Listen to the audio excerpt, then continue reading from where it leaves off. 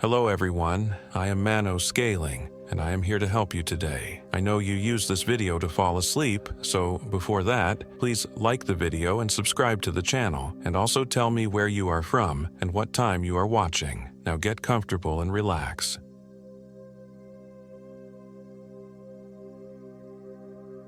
My name is Michael Williams, and I am 29 years old. This happened in the Cherokee National Forest, deep in the Appalachian Mountains of Tennessee, in a place the locals call Hungry Hollow. I should have listened to the warning signs. Hell, I should have turned around the moment that gas station attendant in the Teleco Plains looked at me like I'd just told him I was planning to walk into hell itself. But I was young, stupid, and convinced that my college buddies and I could handle anything the wilderness threw at us. It was supposed to be a simple 3-day camping trip. Just me, David Jones, and Christopher Hernandez. 3 guys trying to recapture some of that freedom we'd felt before life started crushing us with mortgages and dead-end jobs. We'd picked a remote spot near the Joyce Kilmer Memorial Forest, where the old-growth trees grew so thick they blocked out most of the sunlight even at noon. The first sign something was wrong came when we were setting up camp. Chris had been trying to get the fire started for 20 minutes, and every time he got a decent flame going, it would just die. Not from wind, there wasn't any. The flames would literally turn from orange to blue to something that looked almost black before guttering out completely. "Must be the wood," David said, though his voice carried that forced cheerfulness people use when they're trying to convince themselves everything's fine. Probably too damp from all that rain last week. But I'd been camping since I was 12, and I knew damp wood when I saw it. This was different.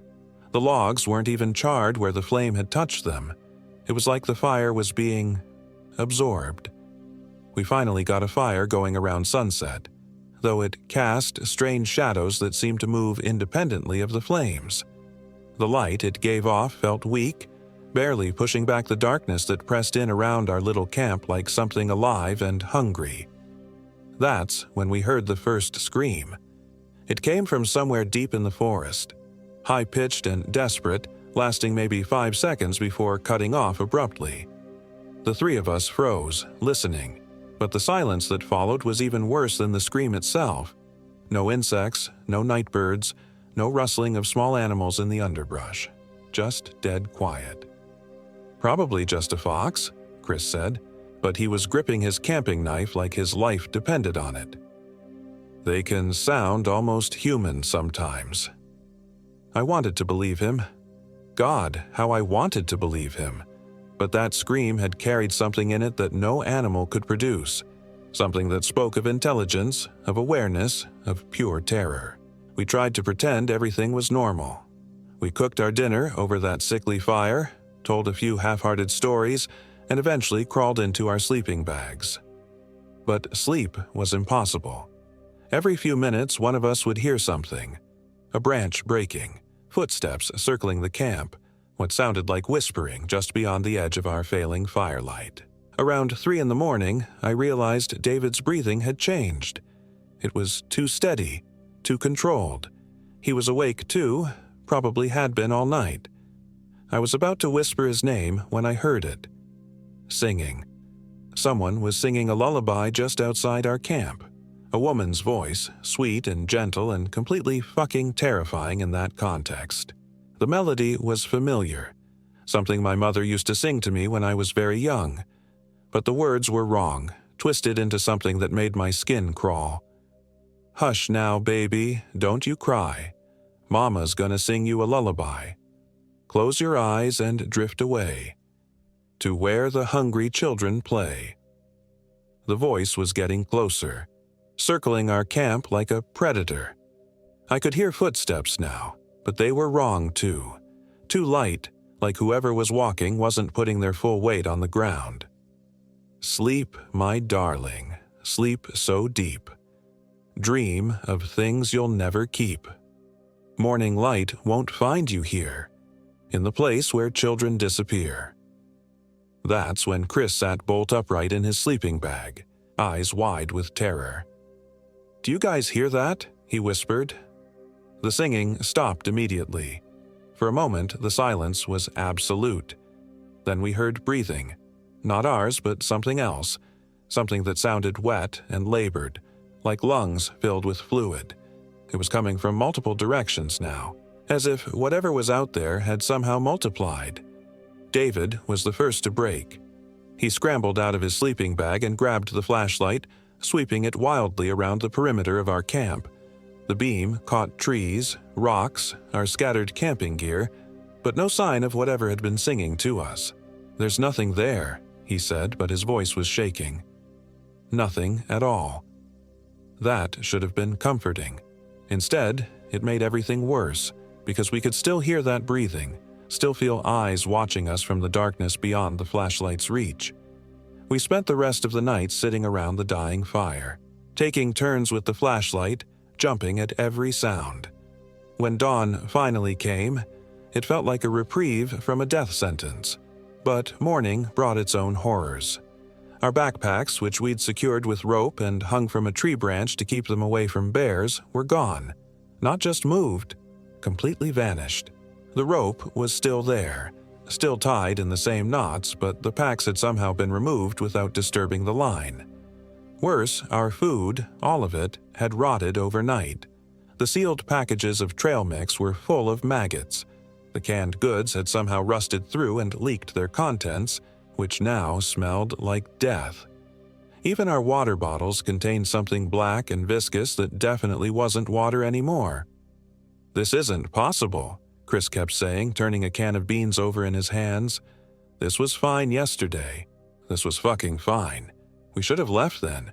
We should have hiked the 8 miles back to the car and never looked back. But pride is a dangerous thing, and none of us wanted to be the one to suggest we run away from what might have been an elaborate prank. So we decided to stay one more night. We'd hike to the creek for water, forage for food, prove to ourselves that we were tough enough to handle whatever was happening. That decision damned us all. The creek was wrong too. The water ran black, thick as oil, and it smelled like rotting meat. Dead fish floated on the surface, their eyes cloudy and their mouths open in silent screams. But it was the footprints in the mud that really got to us. They were human, or mostly human, but the toes were too long, the heel too narrow, and they seemed to have been made by something walking on the very tips of its feet. The prints led into the water and disappeared, as if whatever made them had simply walked into the creek and dissolved. David knelt down to examine them more closely and went very still. "Guys," he said, his voice barely above a whisper, "these prints, they're fresh. But look at the size." I crouched beside him and felt my blood turn to ice. The footprints were enormous, easily 18 inches long and proportionally wide. Whatever had made them would have stood at least 8 feet tall. "We need to leave," I said. "Right now. We hike back to the car and we never come back here." For once, neither of my friends argued. We gathered what little gear we had left and started the trek back towards civilization. But the forest seemed determined not to let us go. The trail we'd followed in was gone, not overgrown or blocked, simply absent, as if it had never existed. The trees looked different too, older and more twisted, their branches forming shapes that hurt to look at directly. And the further we walked, the darker it got, until we were stumbling through what felt like perpetual twilight even though my watch insisted it was only noon. That's when we realized we were being followed. It started as just a feeling, that prickling sensation you get when someone's watching you. But soon we could hear it, footsteps matching our pace, staying just far enough behind to remain hidden. When we stopped, it stopped. When we hurried, it hurried. "Maybe it's just an echo," David suggested, but his face was pale and slick with sweat. "Echoes don't breathe," Chris replied. And he was right. In the moments of silence between our own footsteps, we could hear it. That same wet, labored breathing we'd heard the night before, but closer now, much closer. We started moving faster, then running, crashing through the underbrush in our desperation to escape. Behind us, the breathing became something else. A sound like laughter, if laughter could be made by something with too many teeth and a throat full of blood. That's when Chris disappeared. One moment he was right behind me, close enough that I could hear his panicked breathing. The next, there was only silence. David and I stopped and turned around, flashlight sweeping the forest, calling his name until our voices went hoarse. Nothing. Chris was simply gone, as if the forest had swallowed him whole. We searched for hours, or what felt like hours. Time seemed to move strangely in that place. My watch had stopped working, the hands frozen at 3:17, though I couldn't remember what time it had been when we'd started running. Eventually, exhaustion forced us to stop. We found a small clearing and huddled together, backs against a fallen log, too afraid to sleep but too tired to keep moving. "He'll turn up," David kept saying. "He probably just got turned around. He'll find us." I wanted to believe that, but something in my gut told me that Chris wasn't lost. He was gone in a way that had nothing to do with getting separated from the group. We found him the next morning. He was sitting by the remnants of our old campfire, perfectly still, staring into the cold ashes. He didn't look up when we called his name, didn't react when David shook his shoulder. "Chris," I said, "Jesus, man, we've been looking for you all night. Where did you go?" He turned to look at me then, and I immediately wished he hadn't. His eyes were wrong, not the color, which was still the same brown they'd always been, but something deeper. They were empty, like looking into windows of an abandoned house. "I went to see," he said, and his voice was flat, emotionless. "They showed me things. Beautiful things." "Who showed you?" David asked. "Chris, what are you talking about?" Chris smiled then, and it was the most horrible thing I'd ever seen. It was too wide, stretching his face in ways that shouldn't have been possible, and there were too many teeth behind it. Rows and rows of sharp, yellowed fangs that definitely hadn't been there before. "The family," he said. "My new family. They're so hungry, Michael. They've been hungry for such a long time." That's when I noticed his hands. The fingernails were gone, replaced by black claws that looked like they'd been filed to points. And his skin, what I could see of it beneath his torn clothes, was covered in strange marks. Symbols that seemed to shift and writhe when I looked at them directly. "Chris," I said, backing away slowly. "Chris, you need help. Something happened to you out there. Something bad. We need to get you to a hospital." He tilted his head at an angle that was all wrong, like a bird studying an insect. "Hospital?" he said, and that awful smile got wider. "Oh, Michael, you still don't understand, do you? There is no hospital. There is no outside. There is only here, and the family, and the hunger." He stood up, and I saw that he was moving differently now, his limbs bending in places where there shouldn't have been joints, his spine curved like a serpent's. When he took a step toward us, his feet made no sound on the forest floor. "David," I whispered, not taking my eyes off the thing that had been Chris. "David, we need to run." But when I glanced to my left, David was gone. Not vanished like Chris had been the day before, but simply absent, as if he'd never been there at all. Had he ever been there? The memories felt fuzzy, uncertain. "David went to see too," Chris said as if reading my thoughts. "Just like you will. The family is very patient, Michael. They can wait as long as it takes." I ran. I crashed through the forest like a wounded animal, branches tearing at my clothes and skin, roots trying to trip me with every step. Behind me, I could hear Chris following, but he wasn't running. He was walking, taking his time, and somehow he was keeping pace with me effortlessly.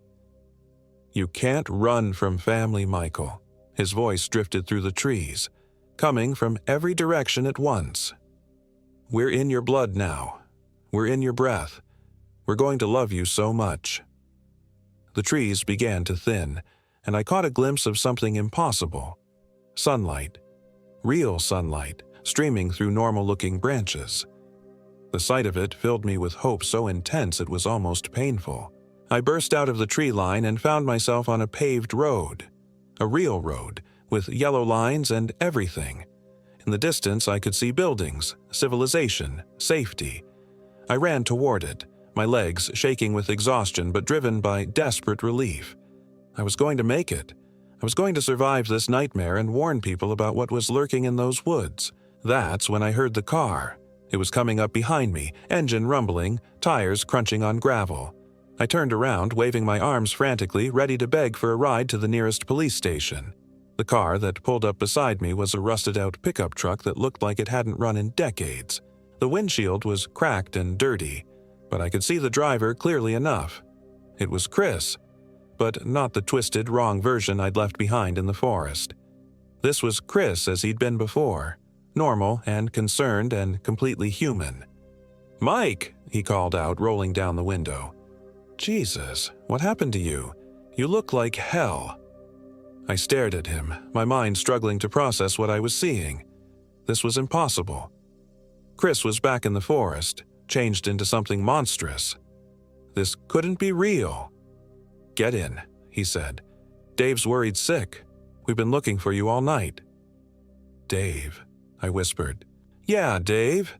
Your best friend since college? Ring any bells? Come on, Mike, you're scaring me here." I looked past Chris into the truck's cab and saw David sitting in the passenger seat, looking perfectly normal and deeply concerned. "Michael," David said, "thank God. We thought something had happened to you. You just disappeared from camp in the middle of the night." "Camp?" I said. The word felt foreign in my mouth. "Our camping trip," Chris said patiently. "In Cherokee National Forest. We've been out here for 2 days. Seriously, Mike, are you feeling okay? Did you hit your head or something?" I looked back toward the trees, but they looked normal now. Just ordinary forest, peaceful and inviting in the afternoon sunlight. There was no sign of the twisted nightmare I'd been fleeing from. I don't remember," I said, and realized it was true. The memories of the past few days felt like fragments of a half-remembered dream, slipping away even as I tried to hold on to them. "Come on," Chris said gently. "Let's get you back to camp. We'll pack up and head home, get you checked out by a doctor." I climbed into the truck, squeezing into the middle seat between my 2 best friends. They felt solid and real and completely human. Chris started the engine and we drove back toward the forest.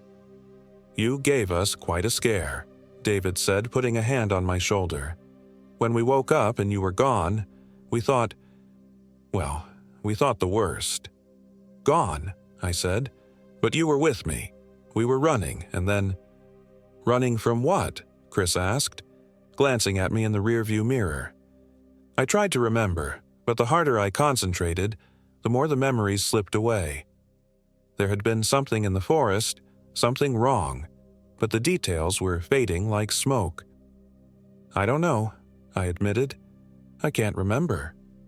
We drove in comfortable silence for a few minutes, the familiar rumble of the truck's engine soothing my frayed nerves. Maybe I had hit my head. Maybe the whole thing had been some kind of elaborate hallucination brought on by dehydration or altitude sickness or stress. That's when I noticed Chris wasn't blinking. He was staring at the road ahead with perfect, unnatural stillness, his eyes fixed and glassy. And when I looked more carefully at David, I realized he wasn't breathing. His chest wasn't moving up and down the way it should have been. "Chris?" I said quietly. He turned to look at me, and for just a moment his face was wrong, features shifting like melting wax, that terrible smile stretching wider than any human mouth should go. "Yes, Michael," he said in a voice that sounded like wind through dead leaves. I looked out the window and saw that we weren't on a road at all.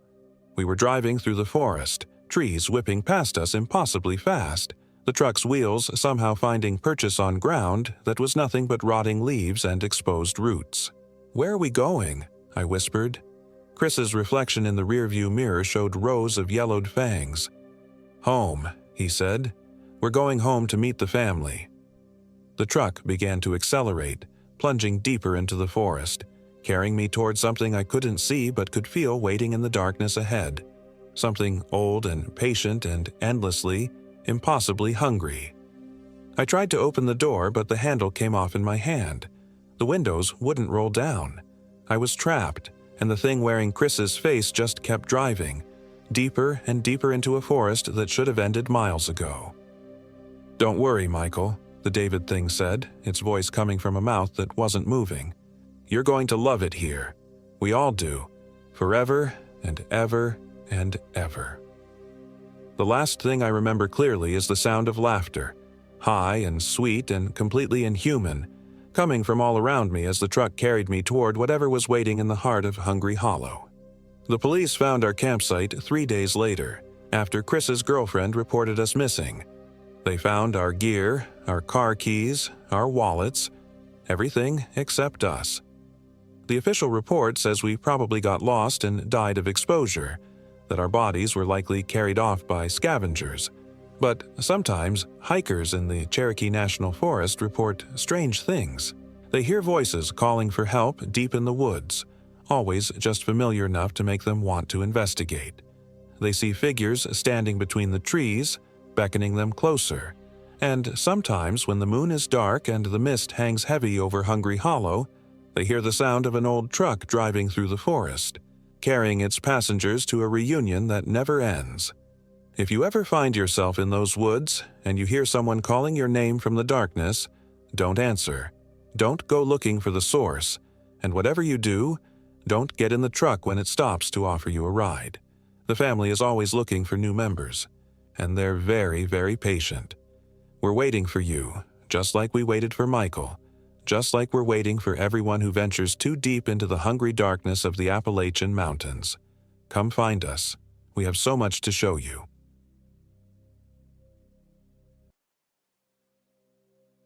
My name is Michael Williams, and I am 29 years old. This happened in the remote wilderness of Frozen Head State Park in the Cumberland Mountains of Tennessee, during what was supposed to be a simple weekend camping trip with my closest friends. The 5 of us had been planning this trip for months. There was Jake Morrison, my college roommate who'd become obsessed with wilderness survival after his divorce; Sarah Chen, a nurse who needed to escape the stress of her ICU shifts; Tommy Briggs, our perpetually optimistic friend who worked in insurance and saw adventure everywhere; and Lisa Hartman, Sarah's best friend since high school, a graphic designer who documented everything through her camera lens. We'd chosen the most remote section of Frozen Head, near the old mining ruins in Emery Gap, where the Cove Creek Trail dissolves into unmarked wilderness. The park ranger, a weathered man named Bill Hutchins, had warned us about the area when we registered. "Y'all sure about heading up to Devil's Breakfast Table?" he'd asked, his eyes lingering on our permits. "Gets real lonely up there. Cell service dies about 2 miles in, and the old mine shafts, well, they're not all marked on the maps." Jake had laughed it off. "That's exactly what we're looking for, man. Complete disconnect from civilization." If only we'd listened. The first day went perfectly. We hiked the main trail for 6 miles before branching off onto an old logging road that snaked toward the higher elevations. The October air was crisp, filled with the sweet decay of fallen leaves and the distant sound of water rushing over limestone. Tommy kept us entertained with his terrible jokes, while Lisa captured everything through her viewfinder. Sarah walked with the focused determination she brought to everything, and Jake navigated with the confidence of someone who'd done this dozens of times. We made camp in a small clearing surrounded by towering tulip poplars and ancient oaks, their branches creating a cathedral ceiling above us. The area felt isolated but not threatening, just peaceful wilderness exactly as we'd hoped. Jake built a fire while the rest of us set up our tents in a rough circle around the fire pit. "This is perfect," Sarah said, settling onto a log with her camp coffee. "I can actually feel my blood pressure dropping." "No kidding," Lisa agreed, adjusting her camera settings to capture the golden hour light filtering through the canopy. "It's like we're the only people left in the world." That phrase would haunt me later. As darkness fell, we gathered around the fire sharing stories and passing around Jake's flask of bourbon. The forest around us was alive with the normal sounds of evening. Owls calling to each other, the rustle of small animals in the underbrush, the occasional crack of settling wood. But as the night deepened, those sounds began to fade. "Anyone else notice how quiet it's getting?" Tommy asked, his usual jovial tone carrying a note of uncertainty. I looked up from poking the fire. He was right. The cricket chorus that had been our soundtrack all evening had gradually stopped. Even the wind seemed to have died down, leaving us in an almost supernatural stillness. "Probably just the temperature dropping," Jake said, but his voice lacked conviction. He'd grown up in these mountains and knew their rhythms better than any of us. That's when we heard the first scream. It came from somewhere deep in the forest, a sound so raw and desperate that it seemed to bypass our ears and strike directly at something primal in our brains. We all froze, the blood in our veins turning to ice water. "What the hell was that?" Lisa whispered, her camera forgotten in her lap. Jake was already on his feet, grabbing a flashlight. "Sounded like someone in trouble. Could be another camper." "Or an animal," Sarah added, but her medical training couldn't disguise the fear in her voice. "Sometimes injured animals can sound almost human." The scream came again, closer this time, and unmistakably human. It was a sound of pure terror and agony, the kind that makes your skin crawl and your heart race even when you're safe. But we weren't safe. We were miles from help, surrounded by darkness, and something was very wrong in these woods. "We have to help," Tommy said, though his face had gone pale in the firelight. Jake nodded grimly. "Sarah, you're medical. You should come. The rest of you stay here and keep the fire going." "Like hell," Lisa said, standing up and clutching her camera like a security blanket. "I'm not staying here alone." "None of us are staying alone," I said, my voice steadier than I felt. "We stick together." Jake looked like he wanted to argue, but another scream echoed through the trees. Weaker this time, almost pleading. We grabbed our flashlights and headed into the forest, following the sound. The beam of my flashlight seemed pathetically small against the oppressive darkness between the trees. Every shadow looked threatening, every broken branch a potential hazard. The forest floor was thick with decomposing leaves that muffled our footsteps, creating an eerie sensation that we were walking through a graveyard. "Hello," Jake called out. "We're here to help. Can you hear us?" No response except the echo of his own voice bouncing off the tree trunks. We walked for what felt like hours but was probably only 20 minutes, following the direction of the screams. The sounds had stopped, leaving us in the kind of silence that feels heavy and watchful. Our flashlight beams created a small bubble of visibility that moved with us through the endless darkness. "I don't like this," Sarah muttered. "We should mark our path back." Jake was already doing that, breaking branches and piling rocks at regular intervals. But in the back of my mind, a terrible thought was growing. What if the screams had been bait? What if something was deliberately leading us away from our camp? That's when Tommy's flashlight caught something pale between the trees ahead. "There," he whispered, pointing. "Someone's there." We moved closer, our lights converging on a figure sitting with their back against a massive oak tree. It was a woman, probably in her 40s, wearing hiking clothes that were torn and dirty.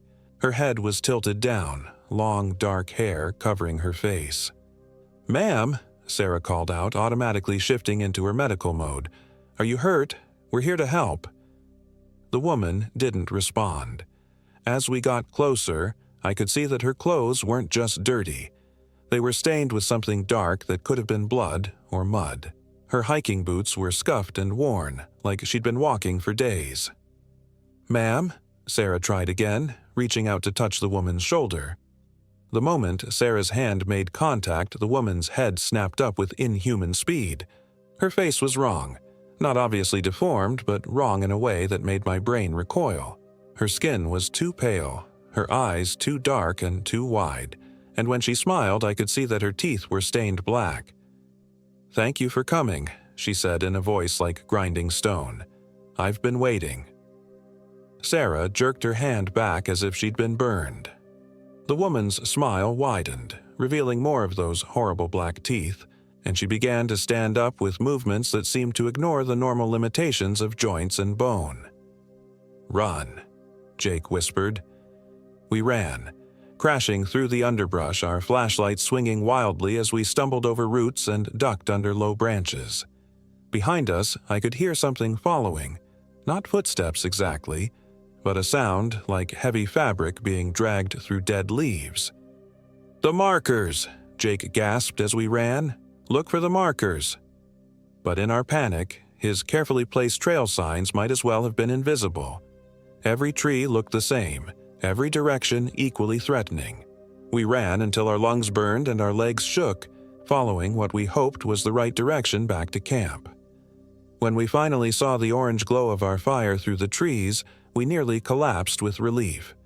We stumbled into the clearing, gasping and wild-eyed, and immediately began throwing more wood on the fire to build it higher. "What was that thing?" Lisa demanded, her hands shaking as she tried to operate her camera. "That wasn't human.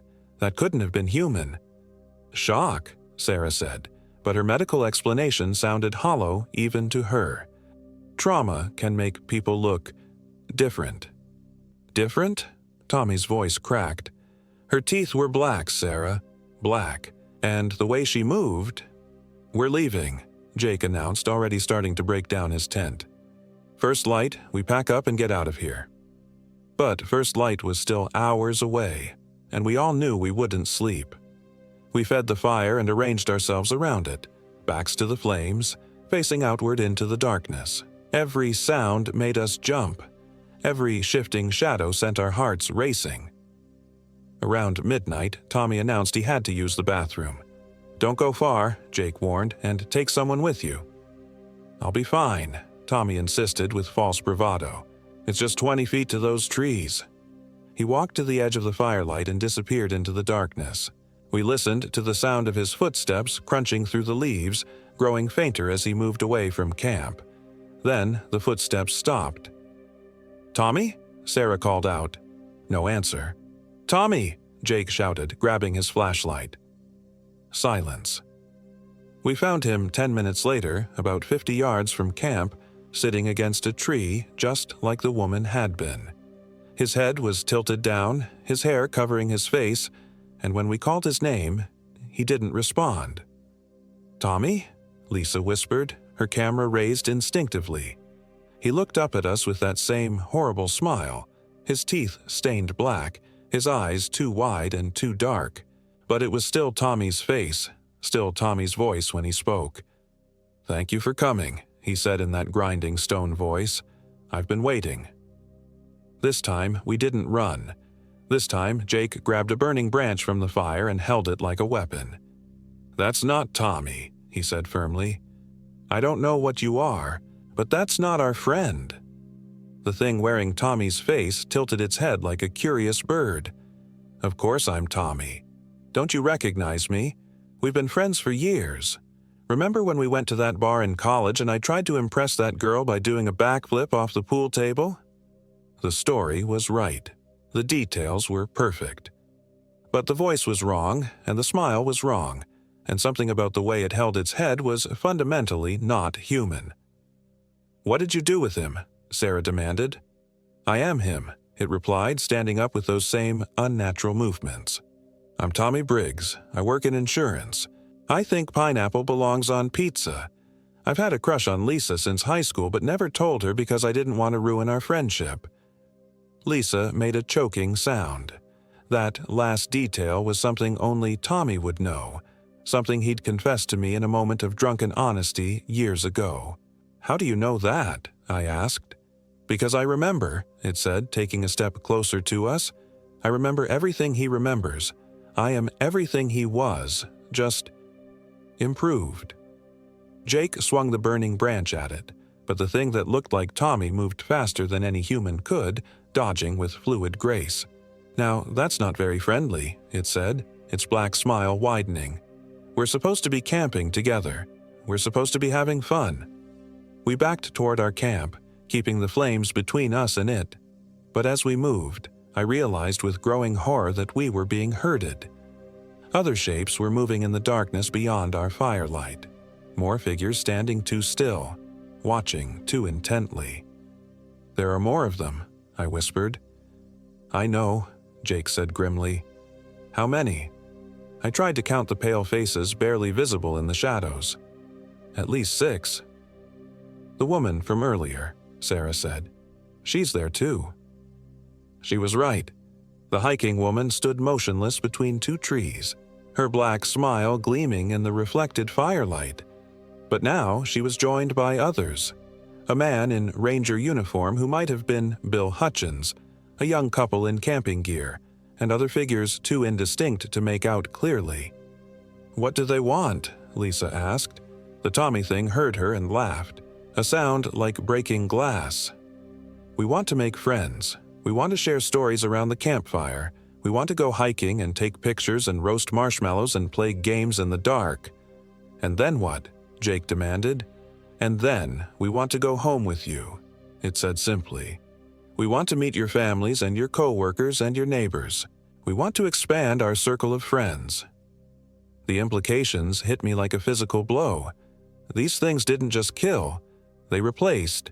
They wore your face and knew your memories and went back to live your life, spreading whatever they were to everyone you cared about. "How long?" I asked. "How long have you been here?" "Time moves differently in these mountains," the woman said, speaking for the first time since we'd found her. "We've been waiting so long for visitors. The last group was disappointing. They didn't last very long." "But you five," the Tommy thing continued, "you're perfect. Such interesting lives. Such wonderful connections to the outside world." They began moving closer, the circle tightening around our small fire. In the dancing light, I could see that their movements were becoming more fluid, more confident, as if they were remembering how to be human. "The fire," Sarah whispered urgently. "They're staying away from the fire." She was right. They moved just outside the direct light, testing the edges but never stepping into the full glow of the flames. Jake began pulling burning branches from the fire, handing them to each of us like torches. The creatures hissed and backed away, but they didn't retreat far. "We need more wood," he said. "A lot more wood." But our wood pile was running low, and dawn was still hours away. We could hold them back for a while, but eventually the fire would die, and then— "The old mining tunnel," Lisa said suddenly. "I saw it on my camera earlier, about a quarter-mile east. If we can get there, we can get our backs to a wall." "Bad idea," Jake said. "We'll be trapped." "We're already trapped," I pointed out. "At least there we can only be attacked from one direction." The Tommy thing was getting bolder, venturing closer to the firelight. In the flickering flames, I could see that its skin was beginning to change color, taking on a more natural hue. Its movements were becoming more like the real Tommy's. The way he favored his left leg after an old soccer injury, the unconscious gesture of running his hand through his hair when he was nervous. It was learning to be him. "We go for the mine," Jake decided. "Stay close, keep your torches high, and don't look back." We gathered what supplies we could carry and formed a tight group. Torches held outward like a medieval phalanx. The creatures parted before us but followed close behind, just outside the reach of our flames. The quarter-mile to the mine felt like 20. Every step was a negotiation between speed and caution, between the need to reach safety and the terror of stumbling and dropping our only protection. The creatures whispered to us as we walked, using voices of people we knew. "Michael," one called in my mother's voice. "Michael, honey, why are you running from us? We just want to talk." "Sarah," another pleaded in her sister's voice. "Sarah, please stop. You're scaring me." But we kept moving, following Lisa's camera's GPS coordinates toward what we hoped would be sanctuary. The mine entrance was a black mouth in the mountainside, supported by rotting timber that looked like it hadn't been maintained since the 1940s. A rusted sign warned of dangerous gases and unstable structures, but it looked like paradise compared to the creatures stalking us. We backed into the tunnel, keeping our torches facing outward. The creatures stopped at the entrance, hissing and backing away as if the tunnel itself repelled them. "They won't come in," Sarah observed with relief. "Why not?" Lisa asked. "Iron," Jake said, pointing to the old mining equipment scattered around the entrance. "The rails, the support beams, it's all iron. Old folklore says iron repels evil spirits. These aren't spirits, I said. They're something else. Maybe, Jake agreed. But whatever they are, they don't like this place. We set up a defensive position just inside the tunnel mouth, building a small fire from broken timber. The creatures remained outside, pacing back and forth like frustrated predators. The Tommy thing stood closest, its face cycling through expressions of anger, pleading, and inhuman hunger. "You can't stay in there forever," it called out. "Eventually you'll have to come out. Eventually you'll have to sleep." "Eventually morning will come," Jake called back, "and then we'll see how you like sunlight." But privately, I wondered if dawn would make any difference. These things had been here for decades, maybe longer. They'd learned patience. As the hours crawled by, we took turns watching the entrance while the others tried to rest. The creatures never left, never stopped their patient vigil.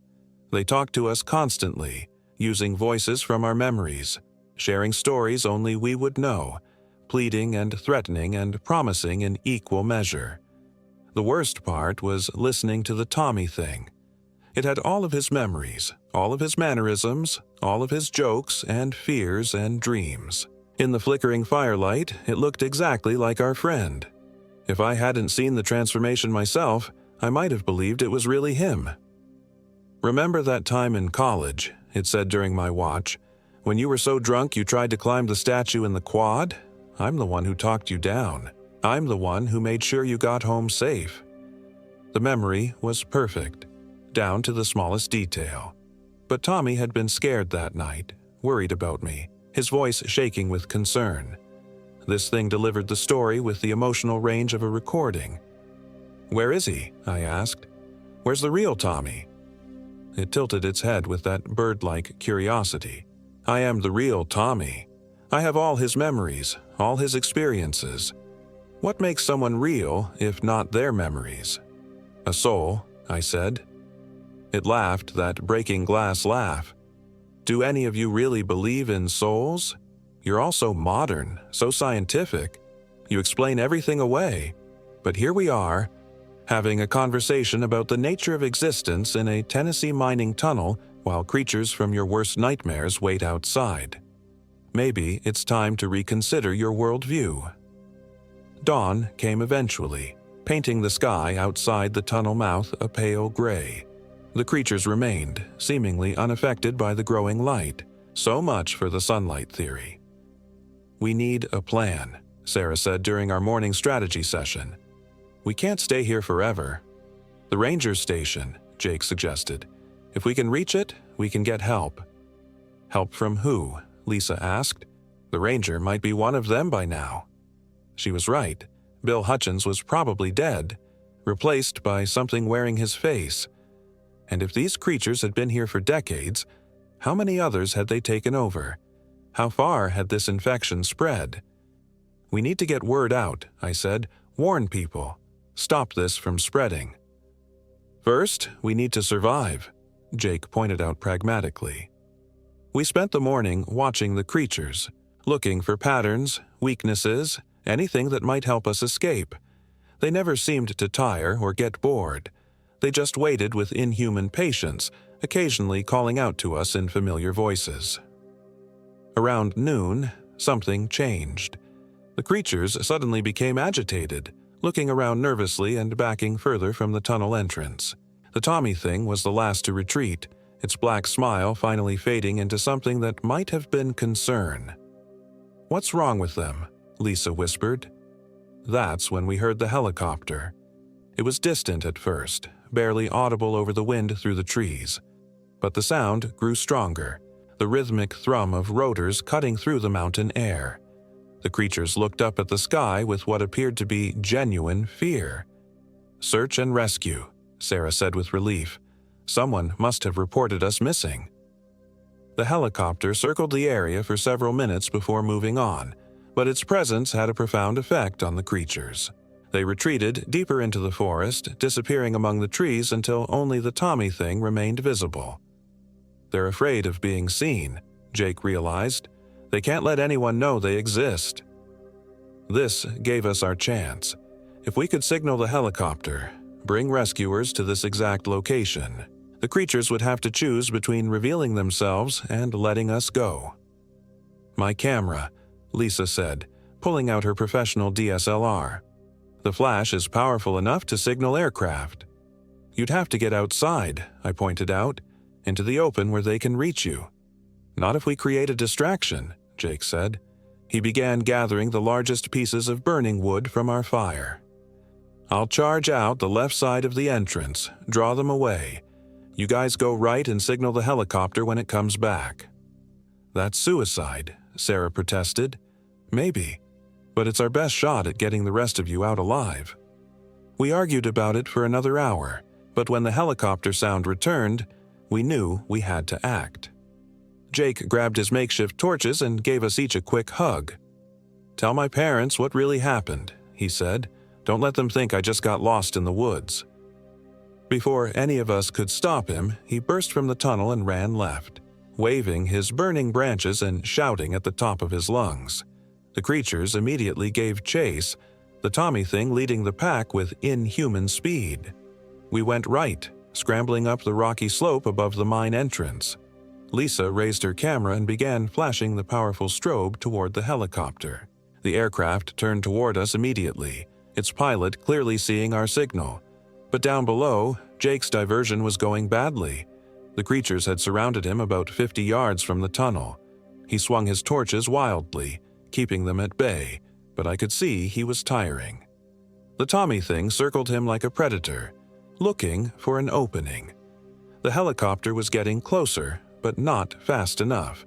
That's when Jake made his final sacrifice. He dropped his torches and pulled something from his backpack, a flare gun we'd brought for emergencies.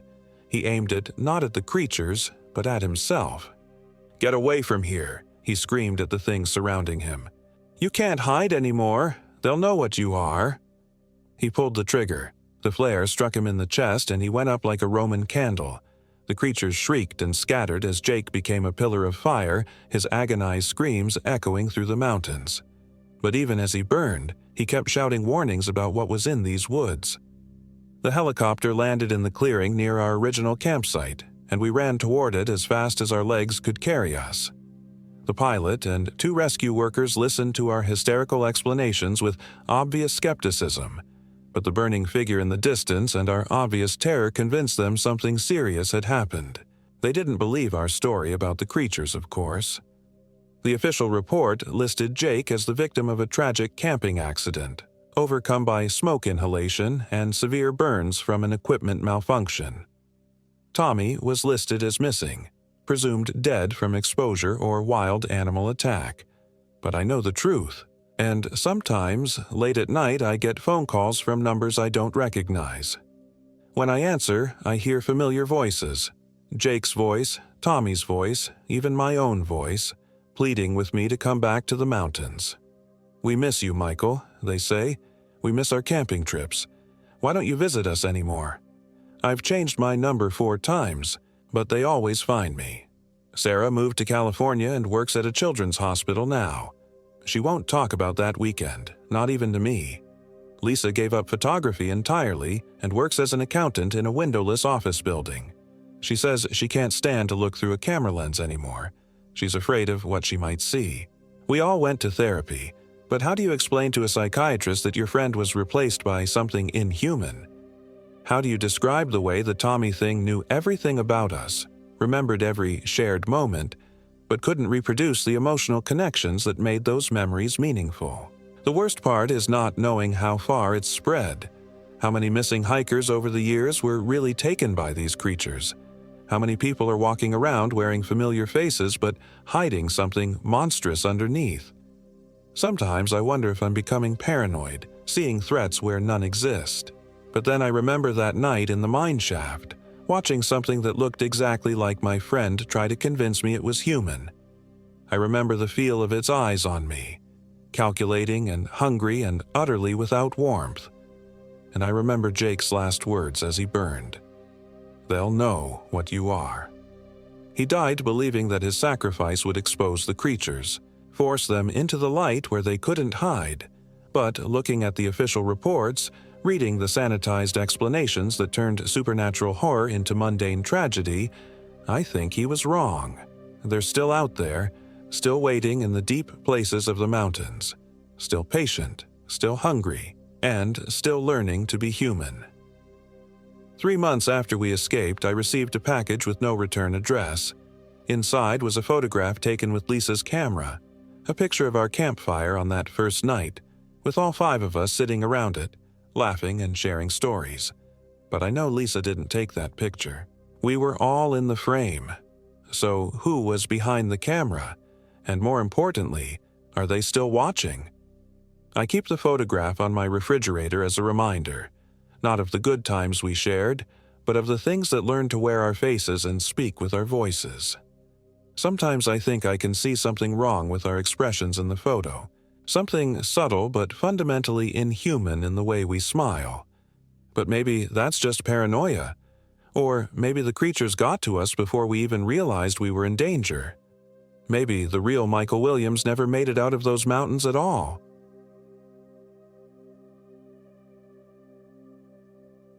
My name is Kenneth Young, and I am 29 years old.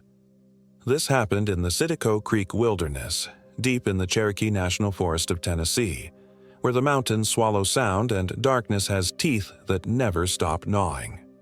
Brian Wright and I had been planning this backpacking trip for months, poring over topographic maps during our lunch breaks at the insurance office where we both worked as claims adjusters.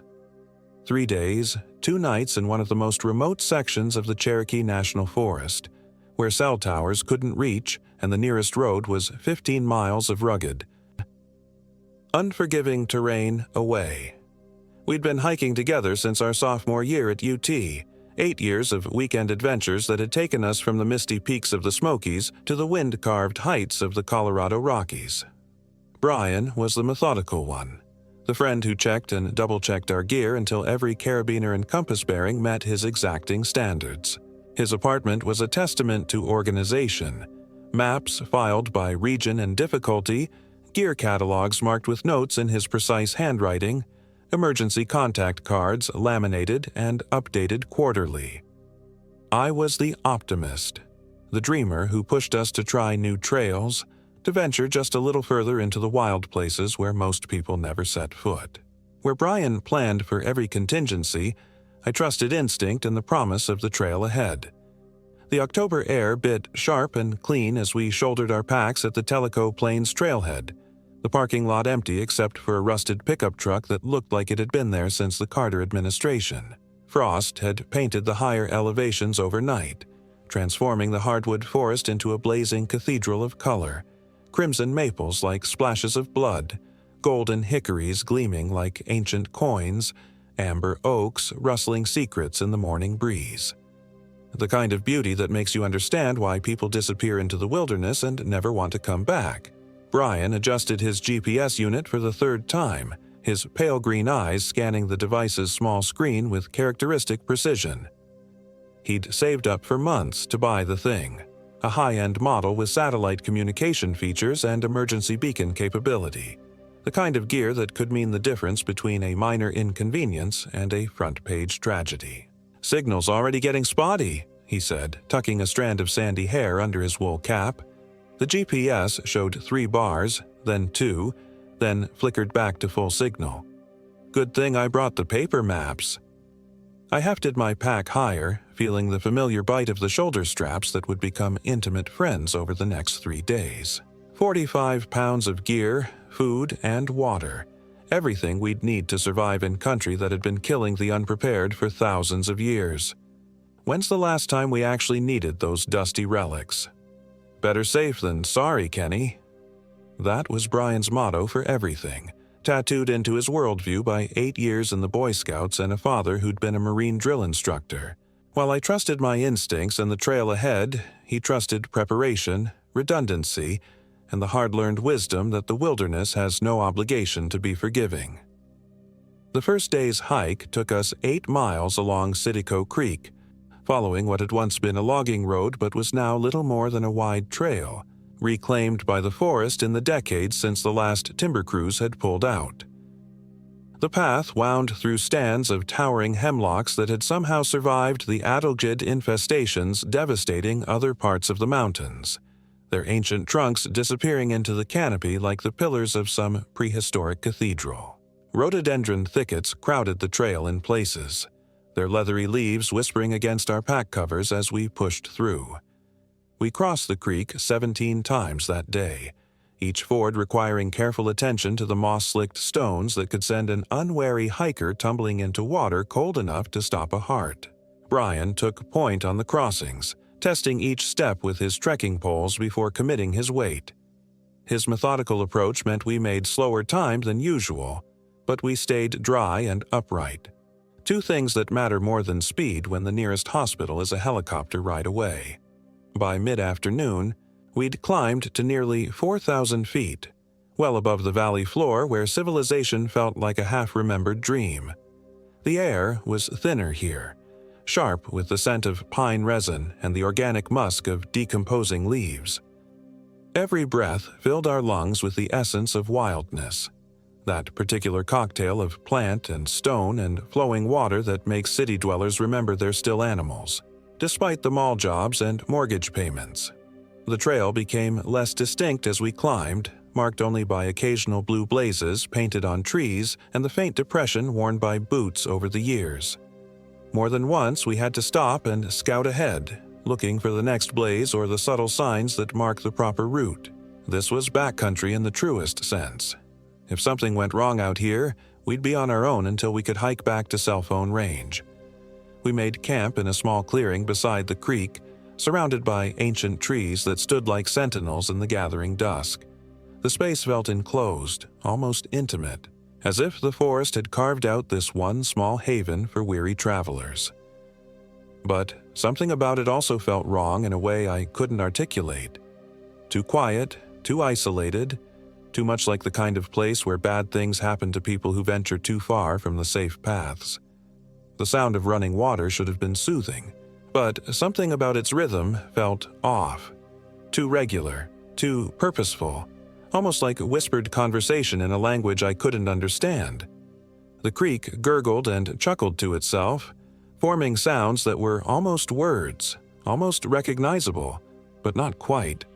I mentioned it to Brian as we set up our tents, but he just shrugged and said, "Mountain streams always sounded strange when you really listened, when the civilization static finally cleared out of your head." As darkness settled over the forest like a suffocating blanket, we built a fire in the established ring someone had left behind. The flames danced and flickered in the slight breeze, casting moving shadows that seemed to reach beyond our small circle of light with hungry, grasping fingers. I'd never been particularly afraid of the dark. 8 years of camping had cured me of most childhood fears, but something about this place made the darkness feel alive, intelligent, watchful. Every time I looked beyond our small island of firelight, I imagined shapes moving between the trees. Not the quick, nervous movements of deer or the shambling bulk of a black bear, but something that moved with purpose and patience. Always at the edge of vision, always gone when I tried to focus. The kind of movement that made the hair on the back of my neck stand up and sent cold fingers walking down my spine. "You hear that?" Brian asked suddenly, lifting his head from his meal of rehydrated beef stroganoff. I strained my ears, filtering out the creek's murmur and the fire's crackling conversation with itself. There, a sound like breaking branches, heavy and deliberate, coming from somewhere in the darkness beyond our camp.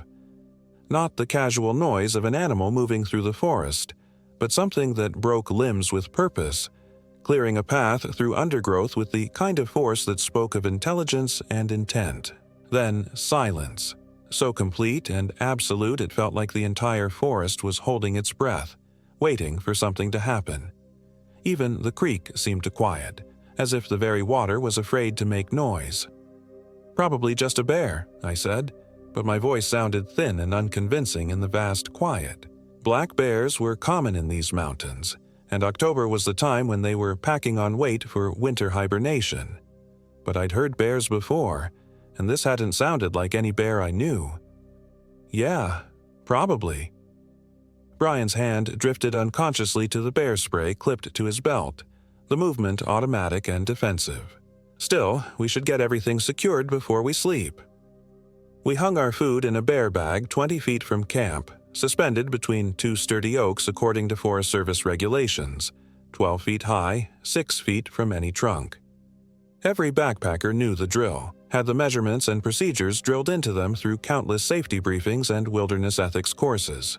Keep your campsite clean, store scented items properly, never leave food in your tent. Simple rules that kept both bears and humans alive.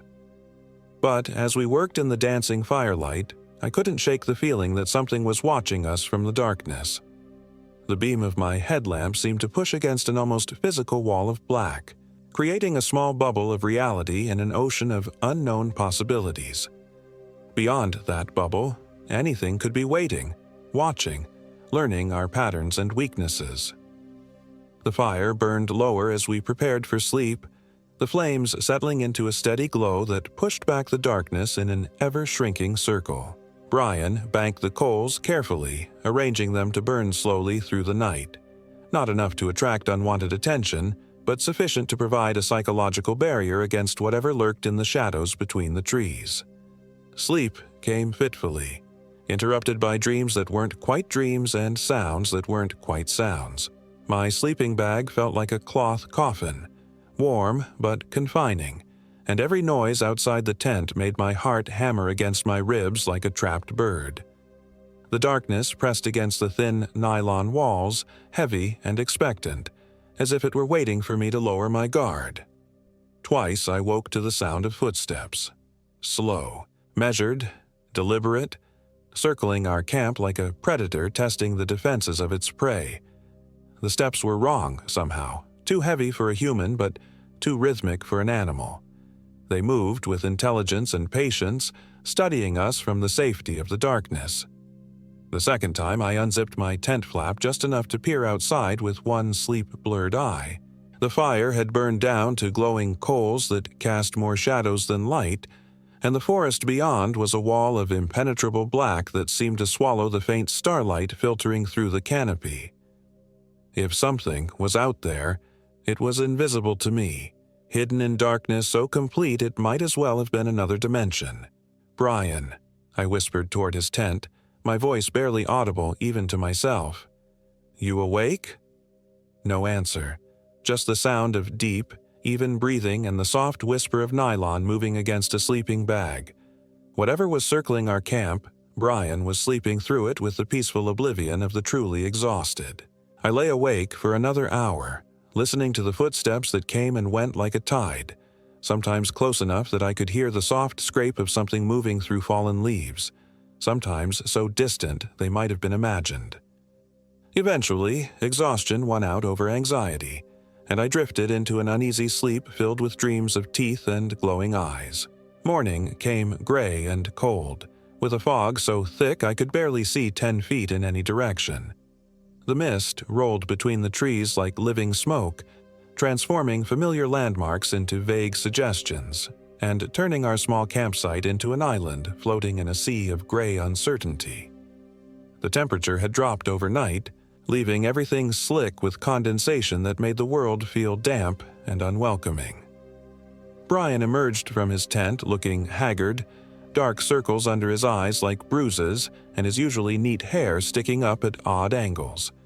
His face had a hollow, haunted quality that spoke of restless sleep and dreams better left unremembered. "Sleep okay?" I asked, though I could see the answer written in the exhausted slump of his shoulders. "Weird dreams," he said, rubbing his temples as if trying to massage away memories that clung like cobwebs. "Kept feeling like something was trying to get into my tent, like fingers scraping against the fabric, testing for weak spots." He shivered, and not just from the cold. "You." "Same." I packed my sleeping bag with quick, efficient movements, eager to get moving and put distance between ourselves and whatever had stalked our sleep. Probably just being in a new place. You know how the first night in the woods always feels strange. But even as I said it, I didn't believe it. We'd camped in dozens of remote locations over the years, from the cloud forests of the Smokies to the red rock canyons of Utah, and this was the first time either of us had felt genuinely unsettled by the darkness. There was something different about this place, something that set off alarm bells in the ancient parts of our brains that still remembered when humans were prey. We broke camp quickly, our usual morning routine compressed by an unspoken urgency to get moving. The fog seemed to muffle sound and distort distance, making everything feel dreamlike and insubstantial.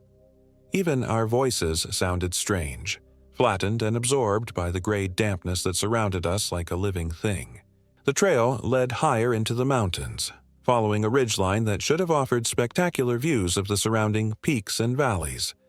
Instead, the fog closed around us like a damp shroud, limiting visibility to just a few yards in any direction and turning the familiar act of hiking into a claustrophobic tunnel crawl through gray nothingness. By noon, we'd reached the junction where our planned route would take us north toward Bald River Falls, one of the most spectacular waterfalls in the Cherokee National Forest. The GPS coordinates in my guidebook promised a 3-mile side trail to a 90-foot cascade that dropped from the rim of a limestone gorge. But when Brian pulled out his GPS unit to check our position, his frown deepened into genuine concern. "What's wrong?" I asked, watching him shake the device like it had personally offended him. "It's not picking up any satellites. Shows our location as longitude 151.2092 degrees west, latitude 33.86888 degrees south. That's the middle of the Tasman Sea." He pulled out the paper maps, spreading them on a flat boulder with the careful precision that marked all his outdoor activities. "We should be right here." He pointed to a spot near the trail junction marked with his characteristic red ink, but nothing around us matches the topography. I looked around at the fog-shrouded forest, trying to reconcile what I was seeing with the neat contour lines on the map. Every direction looked identical, gray trees disappearing into gray mist, no distinguishing features, no landmarks to provide reference points. The trail we'd been following for the past hour had somehow become less distinct, more of a suggestion than an actual path. "Maybe the fog's just making everything look different," I suggested, but uncertainty gnawed at my stomach like a parasite. You know how mist can change your perspective on familiar terrain. Brian consulted his compass, then the map, then the compass again. His methodical nature was beginning to crack around the edges, revealing the anxiety underneath. The magnetic bearing's off too. Should be 315 degrees to the falls, but my compass is pointing almost due south. It's like the magnetic field itself is distorted. We pressed on, trusting muscle memory and our general sense of direction.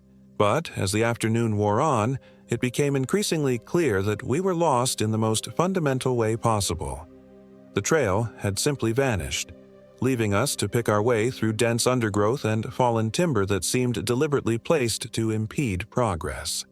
The fog never lifted, and our GPS remained stubbornly convinced we were somewhere in the southern hemisphere.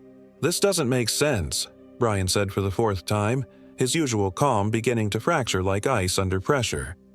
"I've hiked this area before. Brought my college girlfriend up here 3 years ago.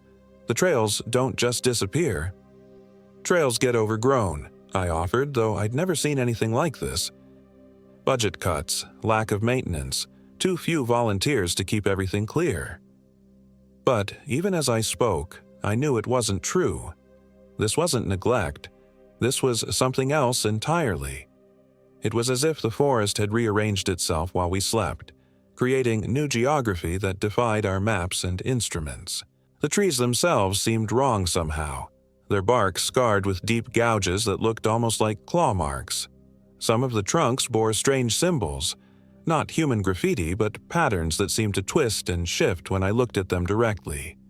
Spirals and angular shapes that hurt to focus on, as if they existed in dimensions my eyes weren't equipped to process. We made camp that night in a small depression between 2 ridges, sheltered by massive boulders that loomed like ancient monuments in the mist. The stones were covered with a thin layer of moss that glowed faintly in the darkness, phosphorescent and unnatural. Our fire seemed smaller somehow, its light swallowed by the surrounding gray until we could barely see beyond the ring of stones. As we ate our evening meal, or tried to, I noticed that something was fundamentally wrong with our food. The dehydrated meals that should have been hot and comforting looked diseased, rotting from the inside out despite being fresh from sealed packages. My beef stew had taken on a grayish tinge that reminded me of roadkill, and there was a smell like spoiled milk underneath the familiar aroma of processed vegetables. "Mine too," Brian said, setting down his spoon with a look of disgust. His chicken teriyaki looked even worse. The meat had developed dark spots that pulsed with their own sick rhythm, and the rice had turned the color of old bone. "It's like everything's decomposing while we watch." "Maybe the altitude's affecting how things rehydrate," I suggested weakly, but we both knew that wasn't the answer. We'd eaten the same brands at higher elevations without any problems. This was something else, something that turned sustenance into corruption. We went to bed hungry, which should have been our first major warning sign. In 8 years of backpacking together, we'd never encountered anything that made food inedible. Brian's emergency protocols had always included backup meals, extra rations, redundant systems for every critical need. But faced with provisions that seemed to rot before our eyes, even his careful planning felt inadequate. I woke to the sound of something large moving through the forest and immediately knew it wasn't anything natural. The footsteps were too measured, too purposeful, not the careful movements of a bear or the quick nervousness of deer disturbed from feeding. This was something that walked upright, something that broke branches with deliberate force and moved through the undergrowth with the confidence of a predator in familiar territory. My digital watch showed 2:47 a.m., the numbers glowing green in the absolute darkness of my tent. Outside, the fog had thickened to the consistency of liquid, pressing against the nylon walls like something trying to find a way inside. The footsteps circled our camp once, twice, then stopped directly outside my tent. I held my breath, every muscle frozen with a terror so pure it felt like prayer. Through the thin nylon wall I could hear breathing, slow, wet, labored, as if whatever was out there had to work to pull air through damaged lungs. Then came a sound I'll never forget as long as I live. The scrape of something long and sharp against the tent fabric, testing the strength of the barrier between me and the darkness. The scraping was methodical, purposeful, starting at the bottom of the tent and working upward with the patience of something that had all the time in the world. Whatever was out there knew I was inside, knew I was awake and terrified, and was savoring every moment of my helplessness. The tent wall bowed inward under the pressure of its touch, and I could see the outline of fingers, if they were fingers, pressing through the fabric. I wanted to call out to Brian, but my voice had abandoned me completely. The scraping continued for what felt like hours but was probably only minutes, each pass leaving the tent a little more damaged, a little less protective. Through it all, I could hear that wet, labored breathing, sometimes close enough that I could feel condensation forming on the tent wall. Then, as suddenly as it had begun, it stopped. The footsteps moved away, fading into the forest until only the oppressive silence remained. But even after the sounds disappeared, I could feel its presence lingering at the edge of perception, watching from the safety of the fog, waiting for something. Dawn brought no relief. If anything, the fog had thickened overnight, reducing visibility to just a few feet and transforming the world into a gray limbo where nothing felt real or substantial. Worse, when I looked for Brian's tent, I found only empty space where it should have been. His gear was gone, his sleeping bag missing, even the depression where his tent had been pressed into the earth the night before. It was as if he'd never been there at all. "Brian," I shouted into the gray void, my voice echoing strangely before being absorbed into nothingness. "Brian, where are you?" The fog seemed to swallow sound and spit it back in distorted fragments. Sometimes my own voice came back to me from impossible directions, bouncing off invisible surfaces and returning as whispers that sounded almost like responses, almost like someone calling back from very far away. I circled our campsite again and again, looking for any sign of my friend. No footprints in the soft earth, no disturbed vegetation, no indication which direction he might have gone. The fire ring where we'd sat the night before was cold and empty, filled with ashes that looked weeks old rather than hours. Panic clawed at my chest like a living thing, sharp and desperate and completely useless. Brian was methodical, careful, obsessively safety-conscious. He would never leave camp without telling me, would never pack up his gear and disappear into dangerous terrain without explanation. His emergency protocols included check-ins every hour when separated, predetermined rally points, backup communication plans. Something had taken him. I spent the morning searching, calling his name until my voice was raw and broken. The fog seemed to shift and move around me like a living entity, creating paths that led nowhere and clearings that vanished when I tried to return to them. My compass spun wildly, pointing in different directions from moment to moment as if the magnetic field itself was in chaos. Time moved strangely in that gray limbo. My watch would show minutes passing in normal progression, then suddenly jump forward an hour, then backward again as if it couldn't decide which reality to inhabit. The hands seemed to move independently of any natural law, ticking off seconds that felt like hours and hours that passed like heartbeats. By what my watch claimed was afternoon, though the gray light never changed, I'd accepted the horrible truth. I was alone in a forest that followed no earthly rules, and my best friend had vanished without a trace into something that wasn't quite our world anymore. The fog pressed in from all sides, thick as cotton and twice as suffocating, transforming familiar wilderness into an alien landscape where the normal laws of physics and geography seemed negotiable. I gathered my gear with hands that shook from more than cold and started hiking in what I hoped was the direction of the trailhead. The compass was useless, spinning like a dervish whenever I consulted it. The GPS remained convinced I was somewhere in the middle of the ocean. Even the topographic maps seemed to shift when I wasn't looking directly at them, contour lines rearranging themselves into impossible configurations. The forest felt actively hostile now, branches reaching out to snag my pack and roots appearing from nowhere to catch my feet. Every tree looked identical. Every turn in the barely visible path led to another identical stretch of gray nothingness. I was walking through a nightmare landscape where direction had no meaning and progress was an illusion. That's when I heard Brian calling my name. "Kenny! Kenny, where are you?" His voice came from somewhere ahead in the fog, distant but definitely his. The familiar cadence, the slight Tennessee accent he'd never quite lost despite years in the city. Relief flooded through me so powerfully that my knees nearly buckled and I had to grab a tree trunk to keep from falling. "Brian, I'm here! Keep calling!" I shouted back, crashing through the undergrowth toward the sound. "I've been looking for you all day." "Kenny, help me! I'm hurt!" The desperation in his voice spurred me to move faster, pushing through rhododendron thickets that tore at my clothes and face. Branches whipped against my pack and low-hanging vines tried to clothesline me, but I didn't care. Brian was alive. Whatever had happened to him during the night, he was alive and calling for help. "I'm coming. Keep talking. Kenny, over here." I followed his voice deeper into the fog, stumbling over fallen logs and splashing through hidden creeks. The terrain became increasingly treacherous, but Brian's calls kept me moving forward. He sounded close now, maybe just a few yards ahead in the gray murk. I found him standing in a small clearing, his back to me.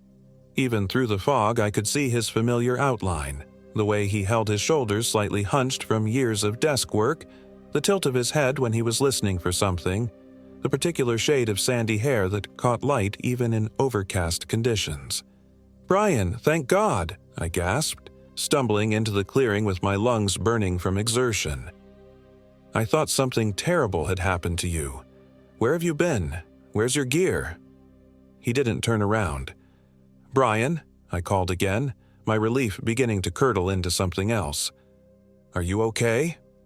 Slowly, very slowly, he began to pivot toward me. The movement was wrong somehow. Too controlled, too deliberate, like a marionette being manipulated by an inexperienced puppeteer. And when he completed the turn and I saw his face, I understood that my relief had been premature. It was Brian's face, but not Brian. The features were right. The same pale green eyes, the same narrow nose, the same sandy hair falling across his forehead in the familiar cowlick he'd been fighting since high school. But the expression was empty, vacant, like looking at a department store mannequin that someone had dressed in my friend's clothes. His skin had a waxy quality that reminded me of funeral parlor makeup, too pale and too smooth, as if all the natural oils and imperfections had been leached away. And his smile. God help me, that smile. It was too wide, stretching his face in ways that human flesh shouldn't stretch, revealing teeth that were too sharp and too numerous. "Hello, Kenny," he said, and even his voice was wrong. The words came out in the right rhythm with the right inflection, but underneath there was something else, something hungry and patient and completely inhuman. "I've been waiting for you." His eyes weren't blinking. I realized with growing horror that he hadn't blinked once since turning around. They just stared at me, unmoving and glassy like the painted eyes of a doll. "Brian, are you okay?" I asked, my hand automatically reaching for the bear spray on my belt. "You look sick. What happened to you?" "I'm fine," he said, still wearing that horrible smile. "Better than fine. I'm perfect now. I'm exactly what I was always meant to be." The way he spoke was all wrong. Too measured, too precise, as if he was reading from a script written by someone who had studied human speech but never quite mastered the natural rhythms. Each word was perfectly enunciated, but they came together in a pattern that made my skin crawl. "Where have you been?" I pressed, taking a small step backward. "I looked everywhere for you. Your tent, your gear, everything was gone." "I was invited to dinner," he said and laughed. The sound was like breaking glass mixed with wet leaves, utterly wrong coming from a human throat. Such a feast. Kenny. Such wonderful, wonderful meat. The way he said meat made every nerve in my body light up with warning signals. There was a relish in it, a satisfaction that spoke of hungers I didn't want to understand. His tongue flicked out to lick his lips, and I saw that it was too long and too dark, like something that had been marinated in old blood. "We need to get out of here," I said, backing away more deliberately now. "The fog, this place, something's wrong with it. We need to find the trail and get back to civilization." "Nothing's wrong," Not Brian said, taking a step toward me with movements that were too fluid, too predatory. "Everything's exactly as it should be. The fog is perfect. The forest is perfect. And you're going to join me for dinner." That's when I noticed his hands. The fingers were too long, stretched like taffy, and they ended in nails that had been filed or grown into points like a predator's claws. Dark stains marked the tips, stains that looked suspiciously like dried blood mixed with something else, something organic and foul. "What happened to you, Brian?" I whispered, though I was beginning to understand that whatever stood before me might not be Brian at all. "I met someone in the woods," he said, tilting his head at an angle that was just slightly too severe to be natural. "Something that's been waiting in these mountains for a very long time. Something hungry. It taught me so many wonderful things about appetite, about need, about the taste of warm flesh between eager teeth." His voice was changing as he spoke, becoming less human with each word. The familiar accent was fading, replaced by something that sounded like wind through dead leaves or the rustle of carrion birds settling on fresh meat. I turned and ran. Behind me, I heard that awful laugh again, followed by the sound of pursuit. But not human pursuit. Whatever was chasing me crashed through the forest with inhuman strength, snapping trees like toothpicks and tearing through underbrush that should have slowed any normal person. I could hear it gaining ground, moving with the relentless efficiency of something that had been hunting in these woods far longer than humans had been walking upright. I ran blindly through the fog, branches whipping my face and roots catching my feet with malicious precision.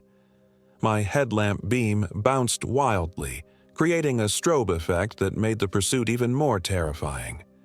Sometimes I caught glimpses of movement in my peripheral vision, something large and pale keeping pace with me through the trees, sometimes running on 2 legs, sometimes on 4, sometimes moving in ways that defied easy description.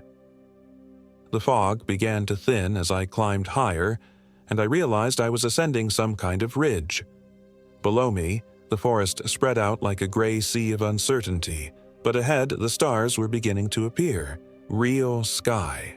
Real world. The familiar constellations that had guided humans for millennia, unchanged and unchanging despite the nightmare I'd stumbled into. Kenny. I looked back to see the thing that wore Brian's face standing at the edge of the fog line, silhouetted against the gray wall like a scarecrow made of meat and malice. It couldn't or wouldn't follow me into the clear air, as if some invisible barrier kept it confined to the mist-shrouded depths below. As I watched, its features began to shift and blur, the human mask slipping to reveal something underneath, something with too many teeth arranged in rows like a shark's mouth, and eyes like black holes that seemed to absorb light rather than reflect it. The thing that had pretended to be Brian stretched its arms wide in a gesture that might have been supplication or threat, and I saw that its fingers had grown even longer, extending into talons that could disembowel a grown man with a casual swipe. "You can't leave," it called, and now the voice was changing too, becoming something that sounded like the death rattles of a dozen different animals mixed with the wet sounds of meat being torn from bone. "I'm still so hungry, Kenny. So very, very hungry. And you smell so warm, so alive, so perfectly human." Its form continued to shift as I watched, growing taller and more angular, as if the human shape had been nothing more than camouflage worn by something that existed in dimensions my mind couldn't quite process. The thing that had been Brian, or pretended to be Brian, was becoming its true self, revealing the predator that lurked beneath the familiar facade. I ran harder, putting distance between myself and the fog line. My lungs burned and my legs felt like rubber, but I didn't stop until I reached what looked like an old fire tower on the ridge's highest point. The structure was rusted and partially collapsed, but it was real, solid, part of the world I recognized. From there, I could see lights in the valley below, the distant glow of Tellico Plains, 20 miles away but real and warm and blessedly human. Street lights and house lights and the soft blue flicker of television sets, evidence of a world where physics worked properly and friends didn't vanish into hungry darkness. I had a long hike ahead of me, but I was out of the fog, out of that twisted place where geography meant nothing and things that weren't human wore the faces of friends.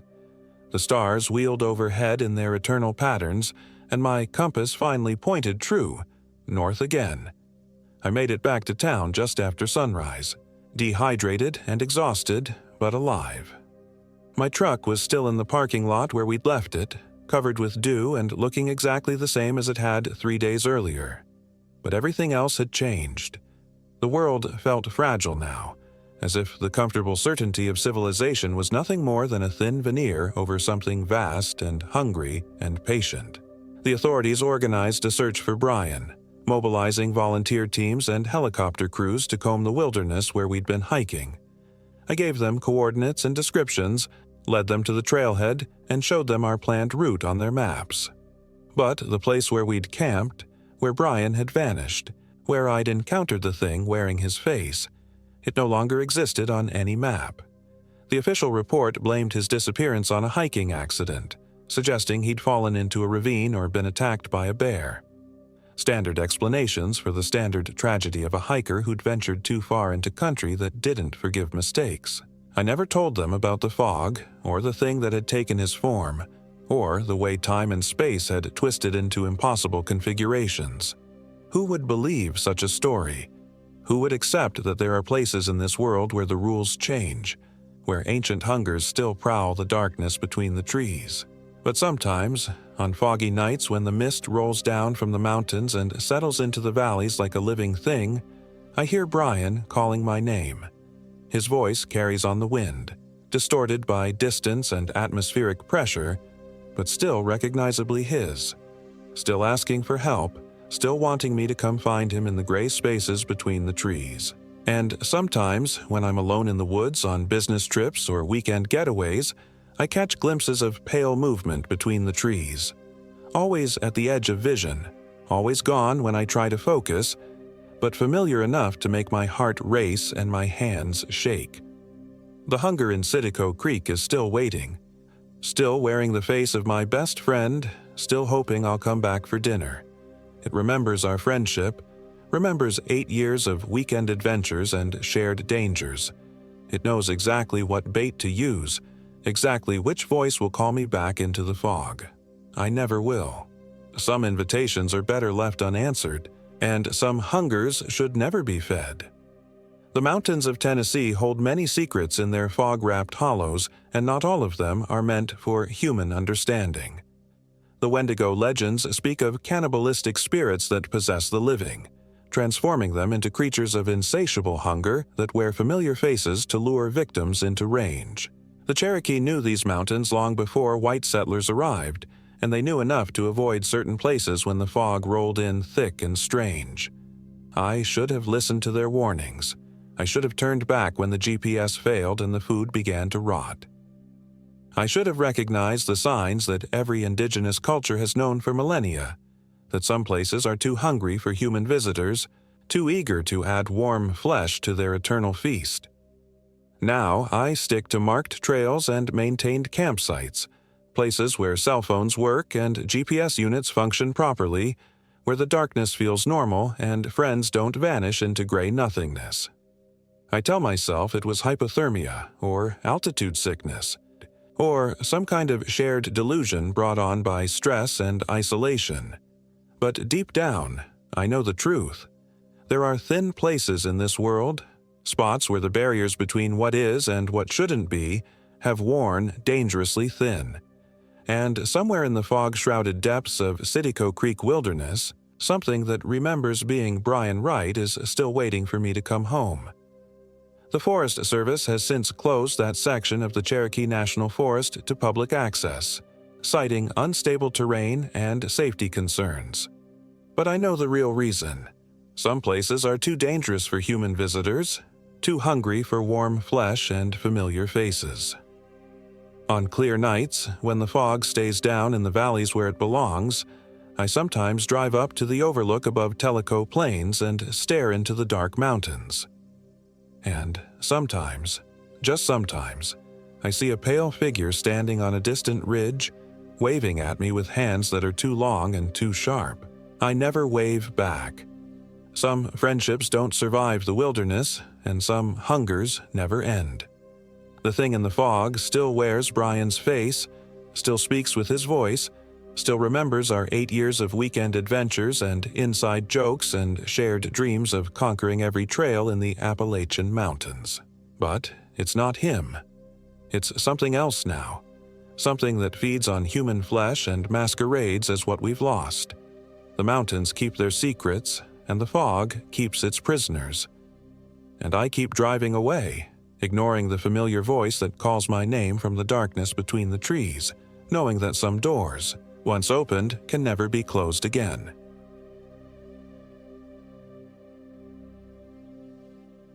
My name is Jennifer Williams, and I am 28 years old. This happened in the remote wilderness of the Cherokee National Forest in Tennessee, in a place locals call Devil's Backbone Ridge, though none of us knew that name until it was too late. The four of us had been planning this trip for months. Marcus Thompson, my boyfriend of 3 years, had found the location on some obscure hiking forum. Untouched wilderness, he'd said, eyes bright with excitement. No cell towers, no GPS coverage, just pure nature.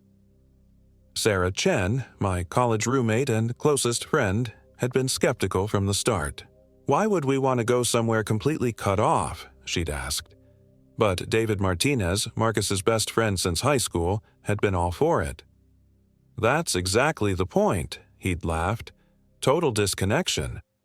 If I could go back, I would have listened to Sarah's instincts. We drove up from Nashville on a Thursday morning in late October, the trees already bleeding orange and red against the gray sky. The last town we passed through was Reliance, population maybe 300, where we stopped for final supplies. The cashier at the general store, an elderly man with clouded eyes and gnarled hands, had stared at our topographical map for a long moment when Marcus asked about the area. "Devil's Backbone," he'd whispered, tracing a finger along the ridgeline we'd marked. "Ain't been folks up there in, must be going on 15 years now." He'd looked up at us then, his watery gaze lingering on each of our faces. "You sure that's where you're headed?" "Is there a problem with the area?" Sarah had asked, her voice tight with the anxiety she'd been carrying since we left Nashville. The old man had just shaken his head slowly. "No problem, just quiet up there, real quiet." He'd handed back our map without another word. The drive up the mountain had been treacherous, a narrow dirt road that hadn't seen maintenance in years, full of potholes and washouts that forced David to drive his Jeep at a crawl. The trees pressed in on both sides, their branches scraping against the windows with sounds like fingernails on glass. About 3 miles up, we'd passed a rusted metal sign, so weathered I could barely make out the words. "Private property, no trespassing. Violators will be prosecuted." "Should we turn back?" Sarah had asked from the passenger seat. "It's probably just an old mining claim," Marcus had said from behind me. "These mountains are full of them. Besides, we're not staying on private land. We're going to the national forest boundary." But I'd noticed the way the old sign had been peppered with bullet holes, and the way the silence seemed to press in around us as we drove deeper into the woods. We'd finally reached our planned campsite just before sunset, a small clearing beside Panther Creek, about 6 miles from the nearest marked trail. The water ran clear and cold over smooth stones, and ancient hemlocks towered above us, their branches so thick they blocked out most of the sky. It should have been beautiful. Instead, there was something oppressive about the place, a weight in the air that made my skin crawl. "This is perfect," Marcus had said, shouldering his pack. But even he'd spoken quietly, as if afraid to disturb something. We'd set up camp efficiently. 4 years of college outdoor club had taught us well. David and Marcus pitched the 2 tents while Sarah and I gathered wood and set up the cooking area. The whole time, I'd felt watched, though I could never catch sight of anything when I looked around. The forest was too quiet, I realized. No bird calls, no rustling of small animals, nothing but the whisper of wind through the hemlocks and the soft babble of the creek. "Where are all the animals?" Sarah had asked as we worked, voicing my own thoughts. "It's late in the season," David had said. "They're probably bedding down for winter." But I'd grown up in rural Virginia, and I knew that wasn't right. Even in late fall, there should have been sounds. Squirrels chattering, ravens calling, the rustle of mice in the undergrowth. This silence was unnatural, like the forest itself was holding its breath. That first night, we'd built a fire and shared stories trying to recreate the easy camaraderie of our college trips. But the conversation felt forced, and we all kept glancing over our shoulders at the wall of darkness beyond our small circle of light. The fire had burned strangely too, the flames dancing in colors I'd never seen before, deep purples and sickly greens that made my eyes water when I stared too long. "Is it just me, or does the smoke smell weird?" Sarah had asked around 10 o'clock. She was right. Instead of the clean scent of burning hardwood, the smoke carried an underlying stench, something organic and rotten, like meat left too long in the sun. Marcus had prodded the fire with a stick, sending up a shower of sparks that seemed to hang in the air longer than they should have. "Probably just wet wood," he'd said, but his voice had lacked conviction. We'd gone to bed early, Sarah and I sharing one tent, Marcus and David in the other. I'd lain awake for hours, listening to the silence and trying to shake the feeling that something was terribly wrong. Every time I started to drift off, I'd hear something, a branch snapping in the distance, or what sounded like whispered voices just at the edge of hearing. When I'd unzipped the tent flap to look out, there'd been nothing but darkness so complete it seemed solid. Sometime before dawn, I'd finally fallen asleep, only to be awakened by Sarah shaking my shoulder. "Jen," she'd whispered, her voice tight with fear, "look at the fire." I'd sat up and peered through the mesh window of our tent. Our campfire, which we'd carefully banked before bed, was blazing again. But the flames were all wrong. They reached nearly 10 feet high and burned in that same sickly palette of purples and greens, casting twisted shadows that seemed to move independently of the flames. "Should we wake the boys?" I'd asked. Before Sarah could answer, the fire had suddenly died down to normal embers, leaving us in near total darkness. We'd stared at each other in the dim light filtering through the tent, both afraid to speak. "Maybe we were dreaming," Sarah had whispered finally. But we both knew we weren't. Morning had brought no relief. The sky was overcast, pressing down on us like a gray wool blanket, and the silence continued. When Marcus had tried to start a fire for breakfast, the matches wouldn't light. We'd tried 3 different books of matches, then David's lighter, then the emergency fire starter. Nothing would catch. The wood was bone dry, but it refused to burn. "This is ridiculous," Marcus had muttered, his usual good humor strained. "It's like the wood is cursed or something." David had laughed, but it sounded forced. "Come on, man. There's got to be a logical explanation." We'd ended up eating cold granola bars and sharing water that tasted faintly of sulfur, though it had been clear and sweet the night before. The whole time, I'd felt eyes on us from the tree line, and twice I'd caught glimpses of movement in my peripheral vision that vanished when I turned to look. "I think we should leave," Sarah had said quietly as we packed up our breakfast supplies. "We just got here," Marcus had protested. "Besides, it's just one night. Things always seem scarier in the dark." But it wasn't dark anymore, and I still felt that oppressive weight pressing down on us. The forest seemed to be watching, waiting for something. We'd decided to spend the day hiking, following Panther Creek deeper into the mountains. The trail, such as it was, wound through groves of ancient trees whose trunks were so wide it would have taken all 4 of us holding hands to encircle them. Many were scarred with deep gouges that looked like claw marks, though they were too large and too high to have been made by any animal I knew.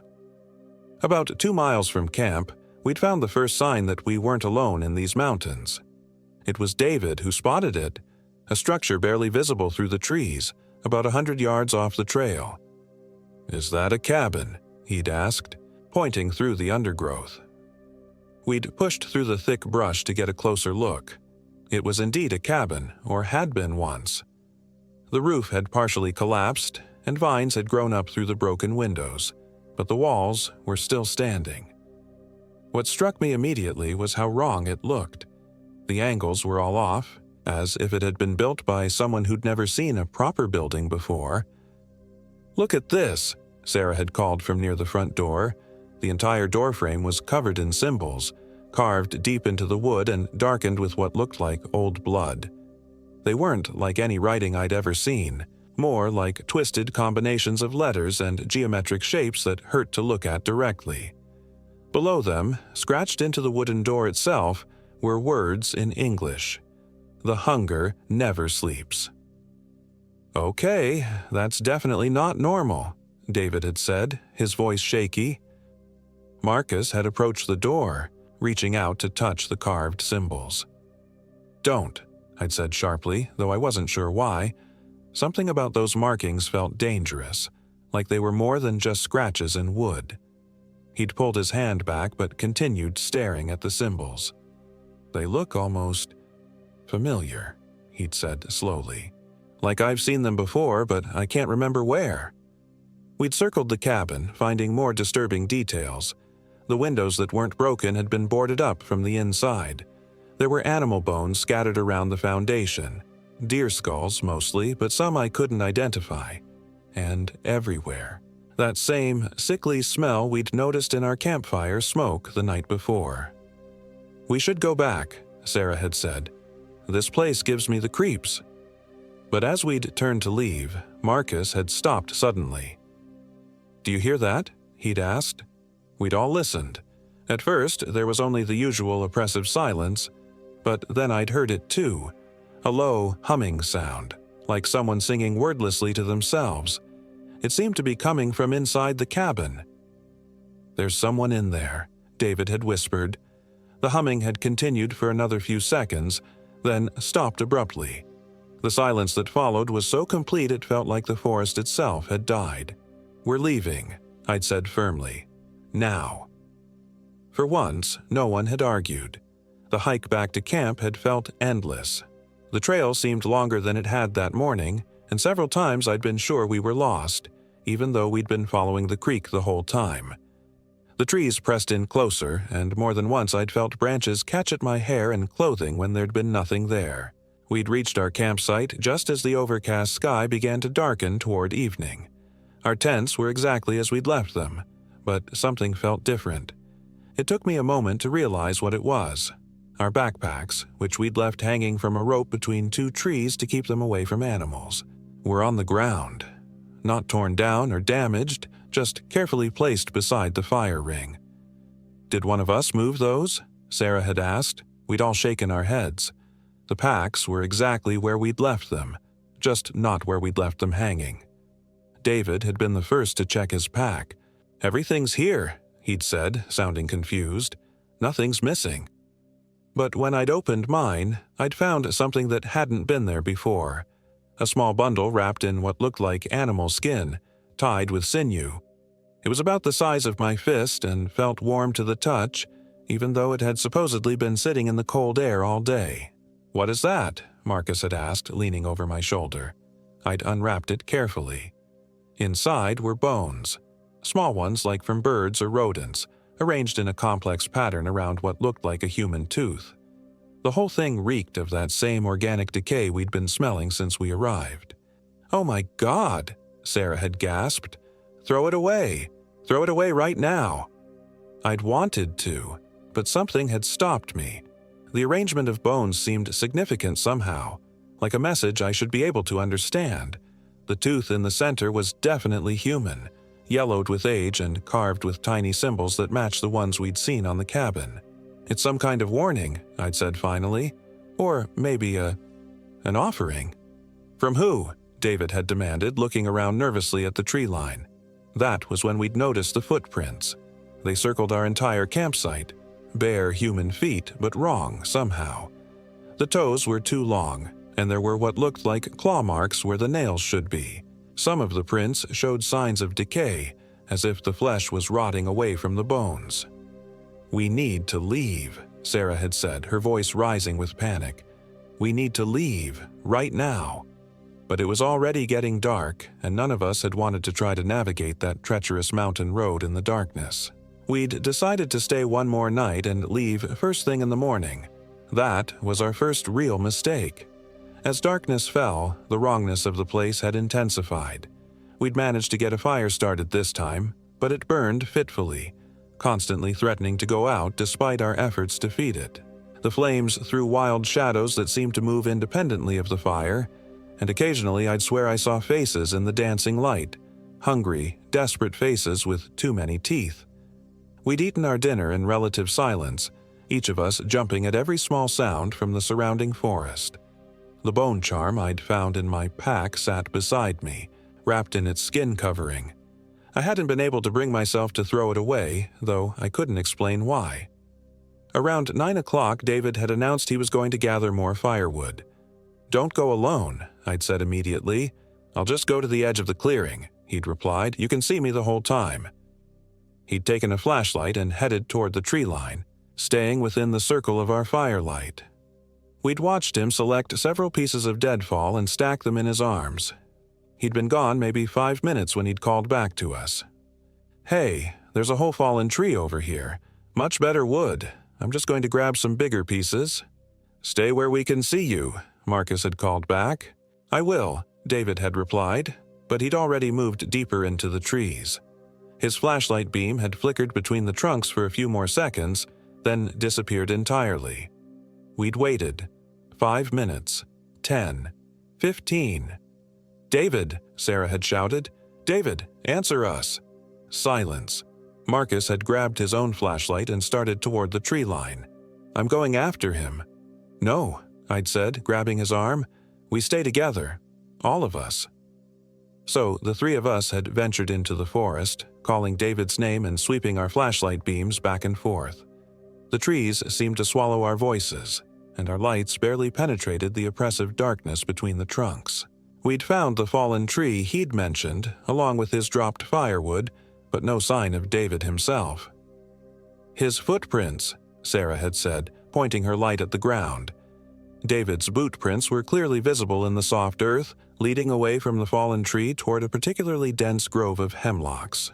But about 20 feet from the tree, they'd simply stopped. Not like he'd been picked up or dragged. The prints just ended, as if he'd vanished into thin air. "This isn't possible," Marcus had muttered, crouching down to examine the last footprint. That was when we'd heard the laughter. It had come from above us, high in the canopy, and it had sounded like David, but wrong. Too high, too breathy, with an edge of hysteria that had made my skin crawl. The sound had echoed through the trees, seeming to come from everywhere and nowhere at once. "David?" Marcus had called uncertainly. "Is that you?" The laughter had stopped abruptly, replaced by that oppressive silence. We'd stood there for long minutes, necks craned upward, flashlight beams dancing through the branches. Nothing. "We need to get back to the fire," I'd said finally. We'd retreated to our campsite, huddling close to the flames and watching the tree line. None of us had wanted to voice what we were all thinking, that David was gone, and something terrible had happened to him. We'd taken turns keeping watch through the night. During my shift, around 3 in the morning, I'd heard footsteps circling our campsite. Slow, deliberate steps that crunched softly on the fallen leaves. I'd trained my flashlight on the sounds, but the beam had revealed nothing but empty forest. The footsteps had continued for nearly an hour, always just at the edge of hearing, always moving. Occasionally, I'd caught glimpses of movement between the trees, a pale shape flitting from trunk to trunk, never quite there when I'd focused on it. Dawn had come slowly, gray and cold. We'd broken camp in silence, packing our gear with mechanical efficiency. None of us had wanted to talk about what had happened to David, but we'd all agreed we needed to hike out to get help. That was when we discovered that the trail was gone. The path we'd followed up from the creek the day before had simply vanished. Where there should have been a clear track through the undergrowth, there was nothing but dense forest. Even the creek seemed different, wider than before, flowing in the wrong direction. "This doesn't make sense," Marcus had said, studying his compass with a frown. "According to this, we should be heading northeast to get back to the road, but that would take us deeper into the mountains." I'd looked at my own compass and found it spinning lazily, unable to fix on any direction.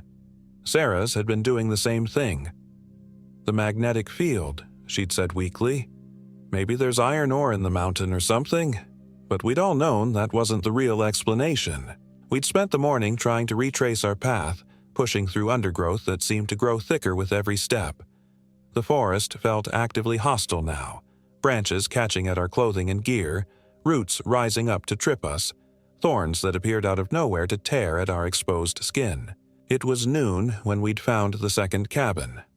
This one had been in much better shape than the first, though it was clearly abandoned. The roof was intact and the windows, while dirty, weren't broken. What had stopped us cold were the symbols carved into every visible surface. The same twisted markings we'd seen the day before, but many more of them, covering the walls like some kind of obsessive artwork. "I know I've seen these before," Marcus had said, approaching the front door. "I just can't remember where." The door had been slightly ajar, and a thin line of that familiar rotten smell had drifted out. Against every instinct I'd possessed, we'd pushed it open and stepped inside. The cabin had been a single room, with a fireplace at one end and what had once been a sleeping area at the other. But every inch of the interior walls had been covered with symbols, carved so deep and so densely that the wood looked like lace. In the center of the room had been a pile of bones, not just animal bones this time, but unmistakably human skulls and rib cages, arranged in a spiral pattern around a burnt area on the floor. and sitting in the middle of the bone spiral, grinning up at us with familiar features, had been David.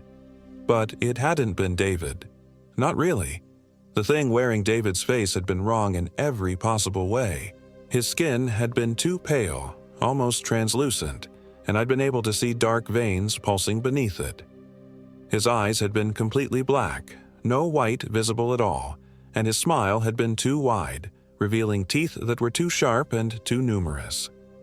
When he'd spoken, his voice had been David's, but layered with whispers and echoes that had made my bones ache. "I've been waiting for you," he'd said, rising smoothly to his feet. "I have so much to show you." Sarah had screamed. Marcus had stumbled backward, knocking me into the doorframe. But I'd been transfixed by the thing's eyes, those black pits that seemed to contain infinite depths of hunger and malice. "David," I'd whispered, "what happened to you?" The thing had tilted its head at an impossible angle, like a bird studying prey. "David is still here," it had said in that awful multi-layered voice. "We're sharing space now. He's teaching me about you, about the bonds you think you have. Would you like to know what he really thinks of you? Jennifer? The fantasies he has when Marcus isn't looking?"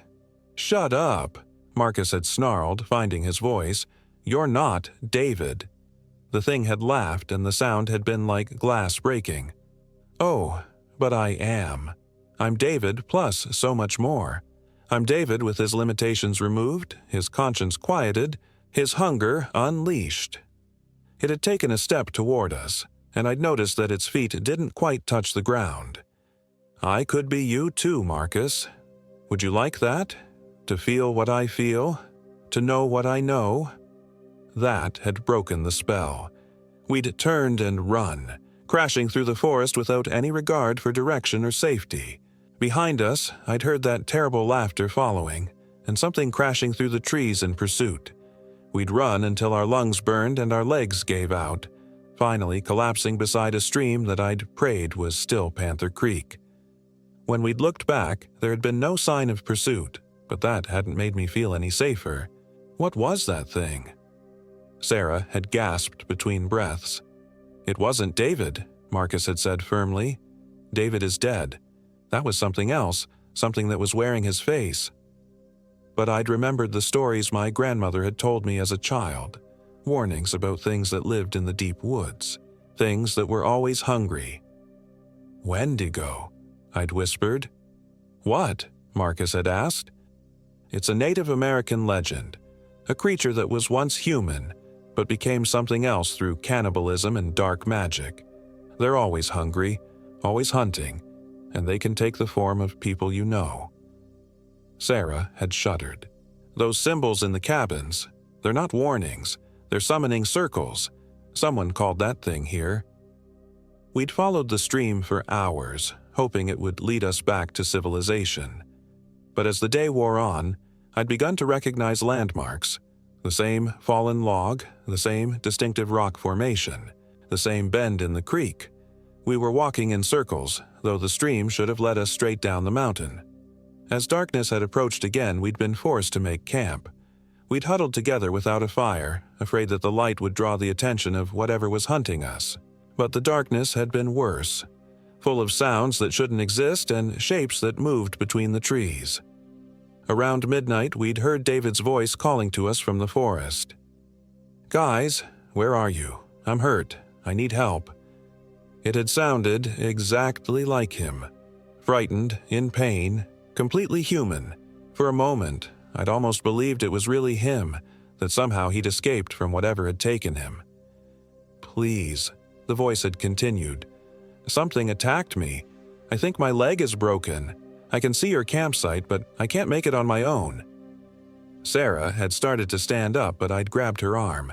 In the starlight filtering through the clouds, I'd seen her face, hollow-eyed and desperate to believe that our friend was still alive. "It's not him," I'd whispered. "How can you be sure?" she'd whispered back. Before I could answer, Marcus had pointed toward the tree line. "Look!"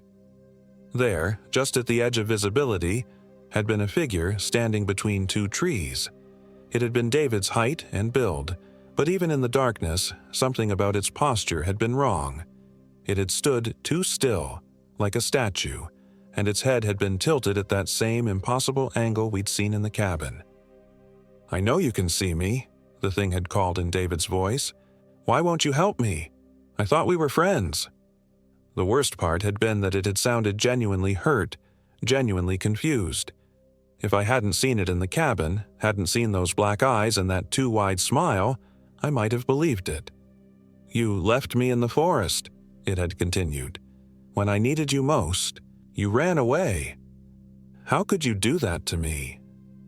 Marcus had been shaking beside me, and I'd known he was wavering. The thing was saying all the right things, pushing all the right buttons to make us doubt ourselves. "David would never say that," I'd whispered fiercely. "David would understand why we ran. That thing is trying to manipulate us." The figure had moved then, gliding between the trees with unnatural grace. Every few seconds it had stopped and called out again, its voice filled with hurt and betrayal. Each time, it had gotten a little closer to our hiding spot.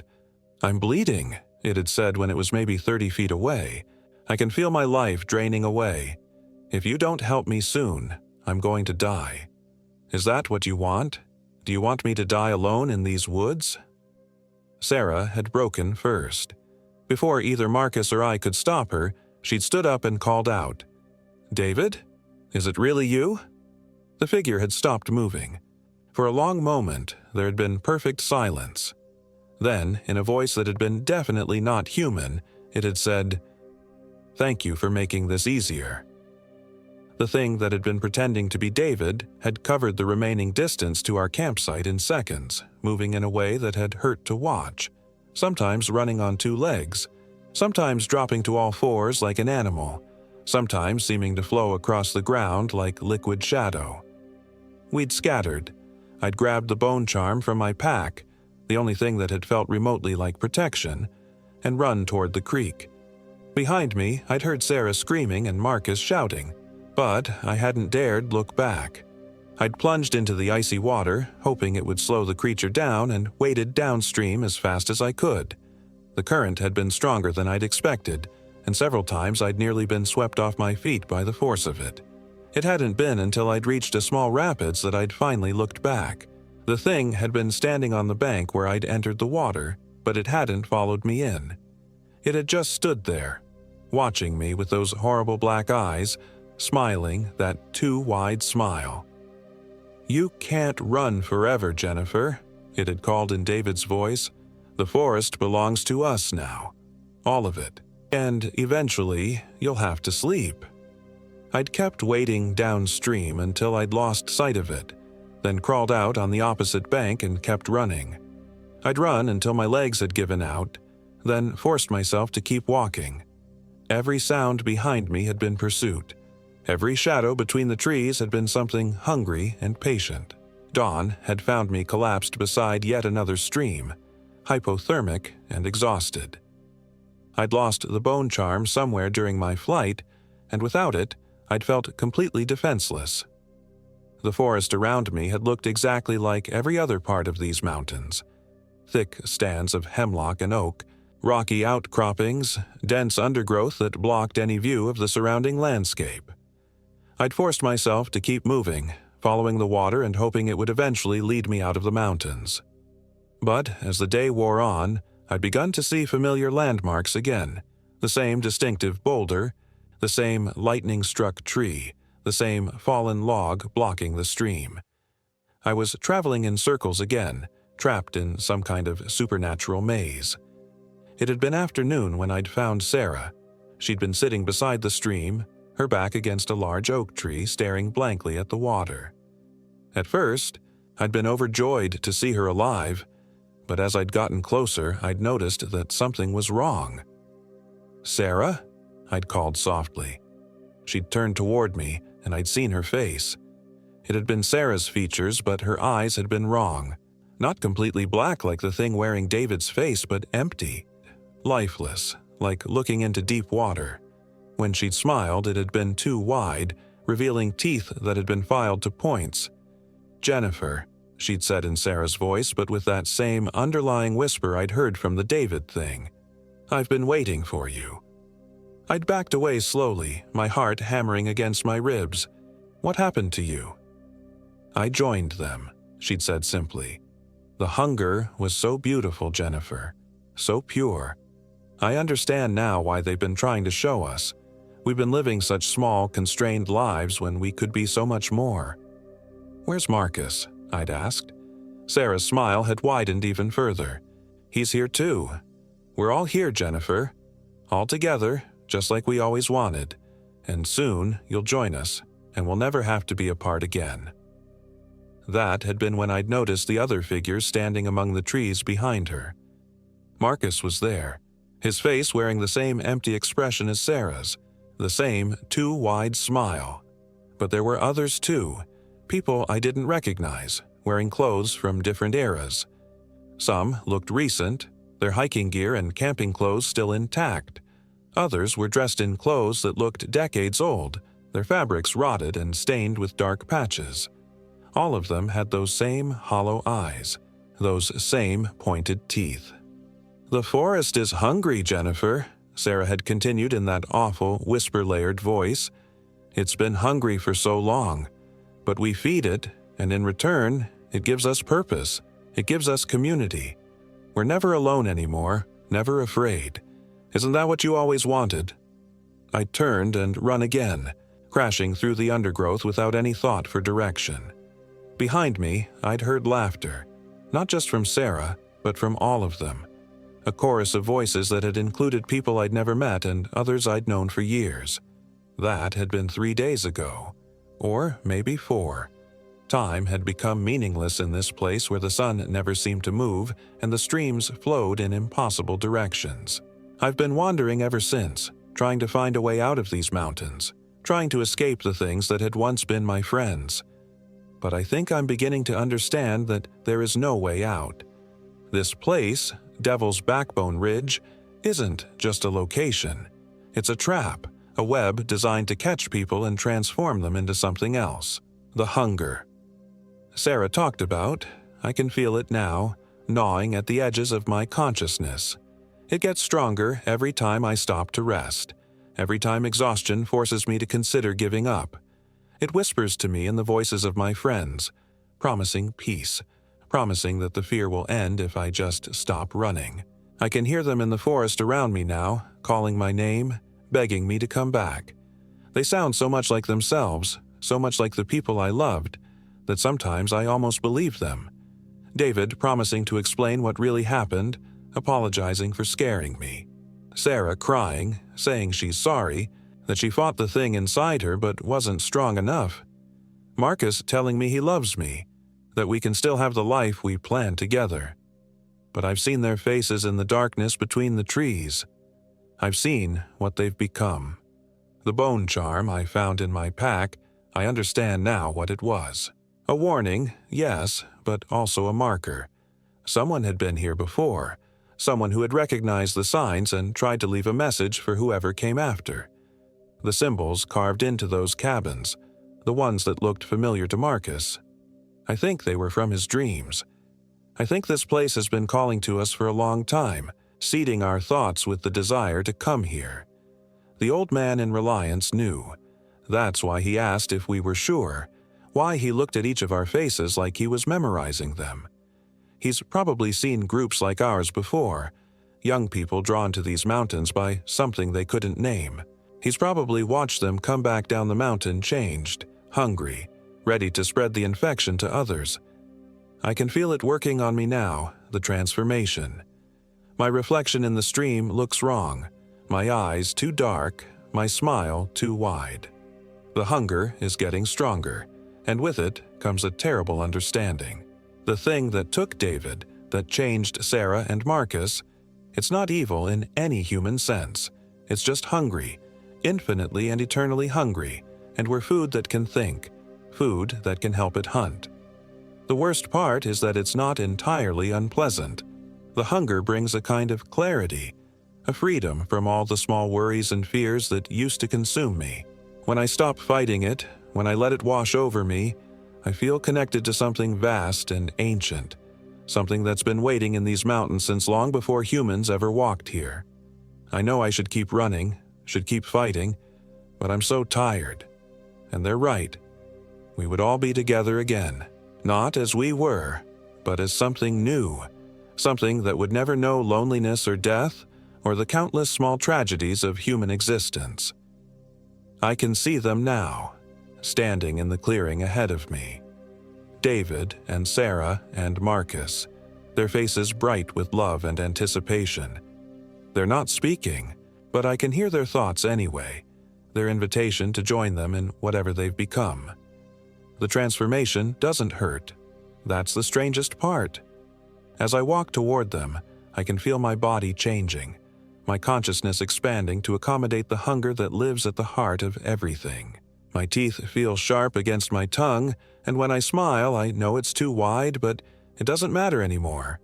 We're together again, just like we always wanted, and we're so very, very hungry.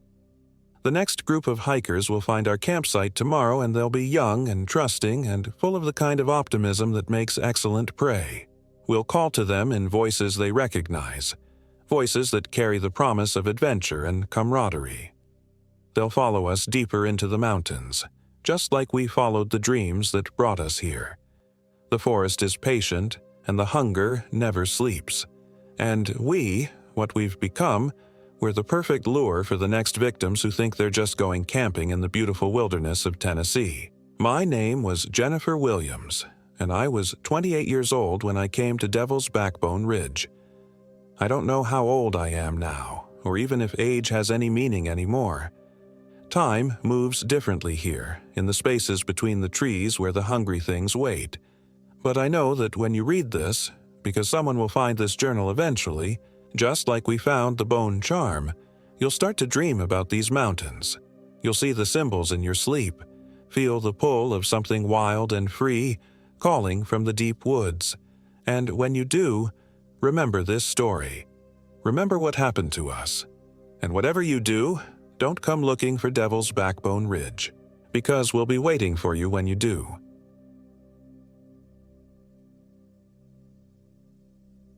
My name is Michael Williams, and I am 29 years old.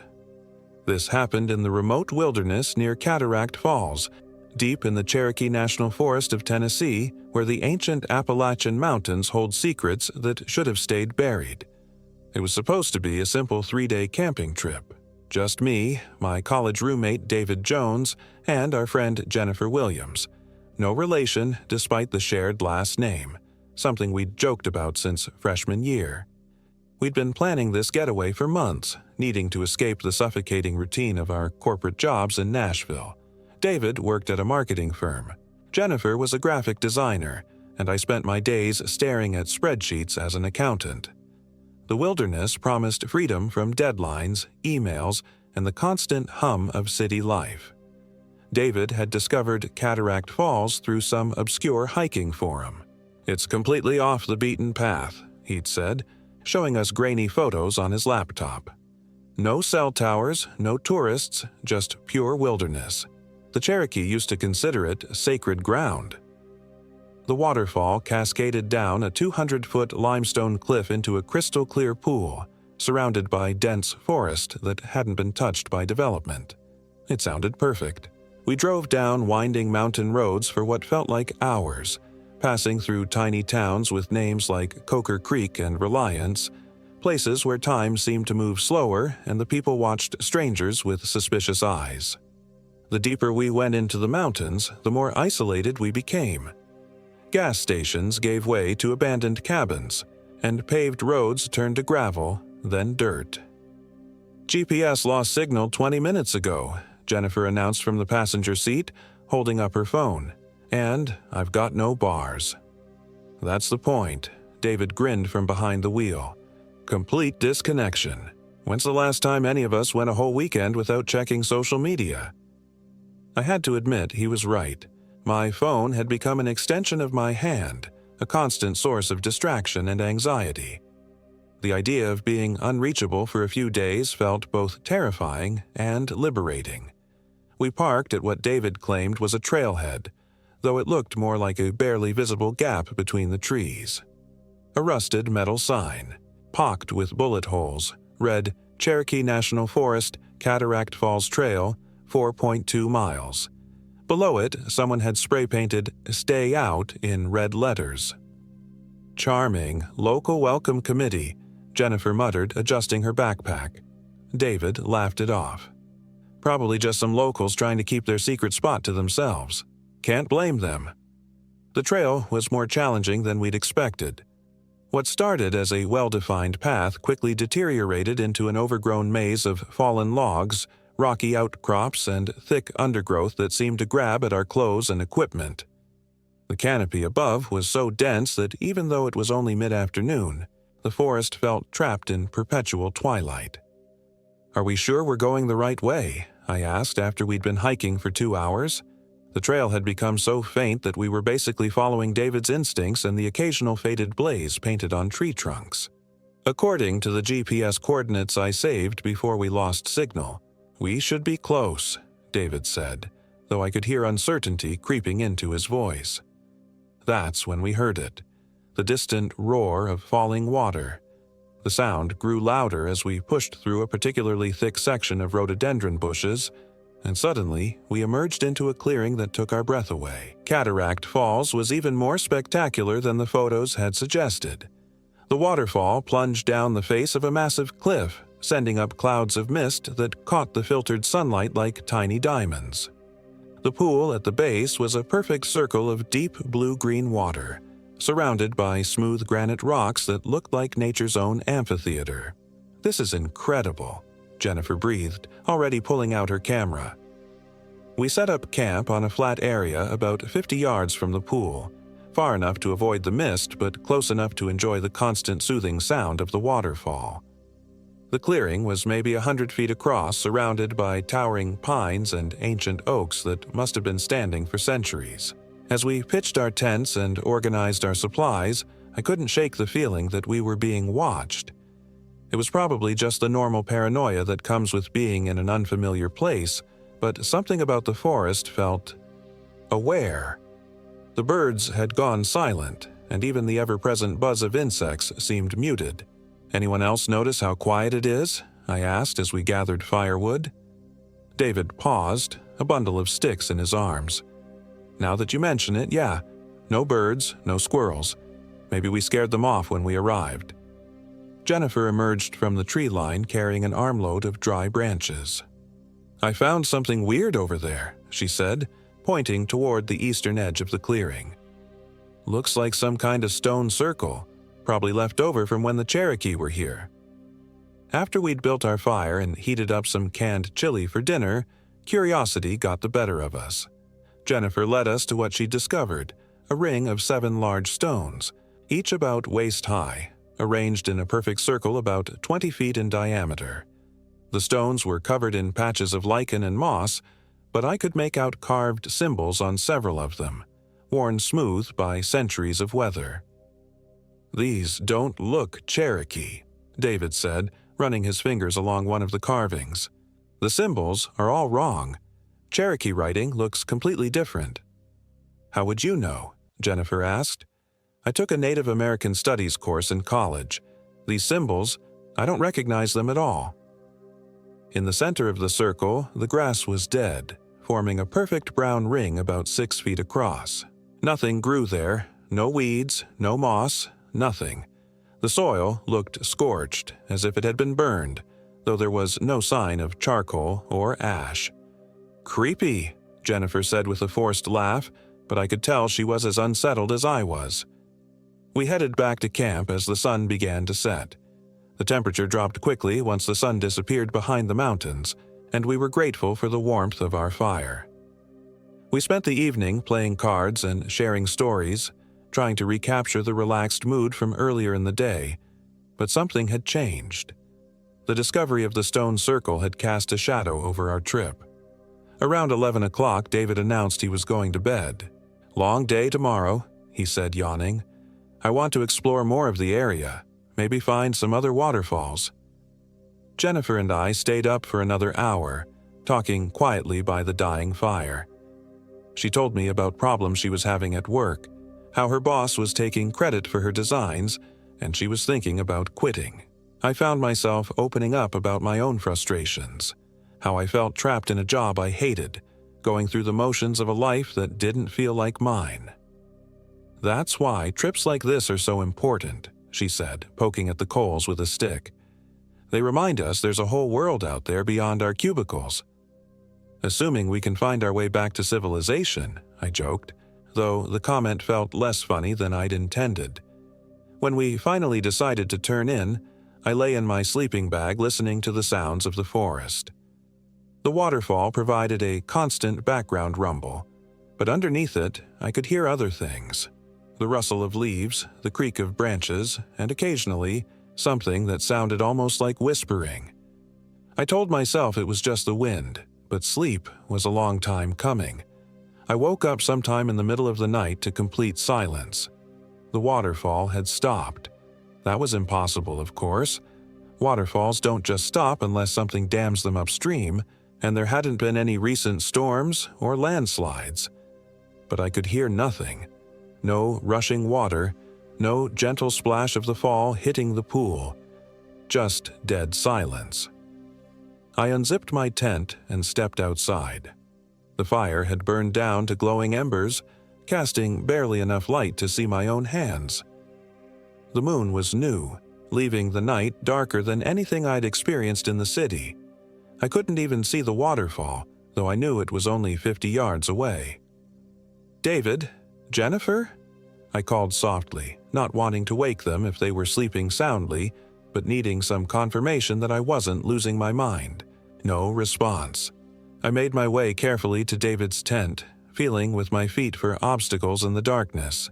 When I reached his tent, I could see through the mesh window that his sleeping bag was empty. Not just empty, unzipped from the inside, as if he'd gotten up and left voluntarily. Jennifer's tent was the same. Empty sleeping bag, unzipped from within. No sign of struggle or distress. My heart began to pound. There were dozens of innocent explanations. Maybe they'd both gotten up to use the bathroom, or gone to investigate the silent waterfall, or couldn't sleep and decided to take a walk. But something felt wrong. Deeply, fundamentally wrong. I went back to my tent and grabbed my flashlight, a heavy-duty LED model that could illuminate objects 100 yards away. When I clicked it on and pointed it toward the waterfall, I understood why the sound had stopped. There was no waterfall. The cliff face was dry, as if water had never flowed down it. The pool had dropped by at least 10 feet, exposing a ring of smooth stone around its perimeter that should have been underwater. It looked like someone had pulled the plug on a bathtub. "What the hell?" I whispered.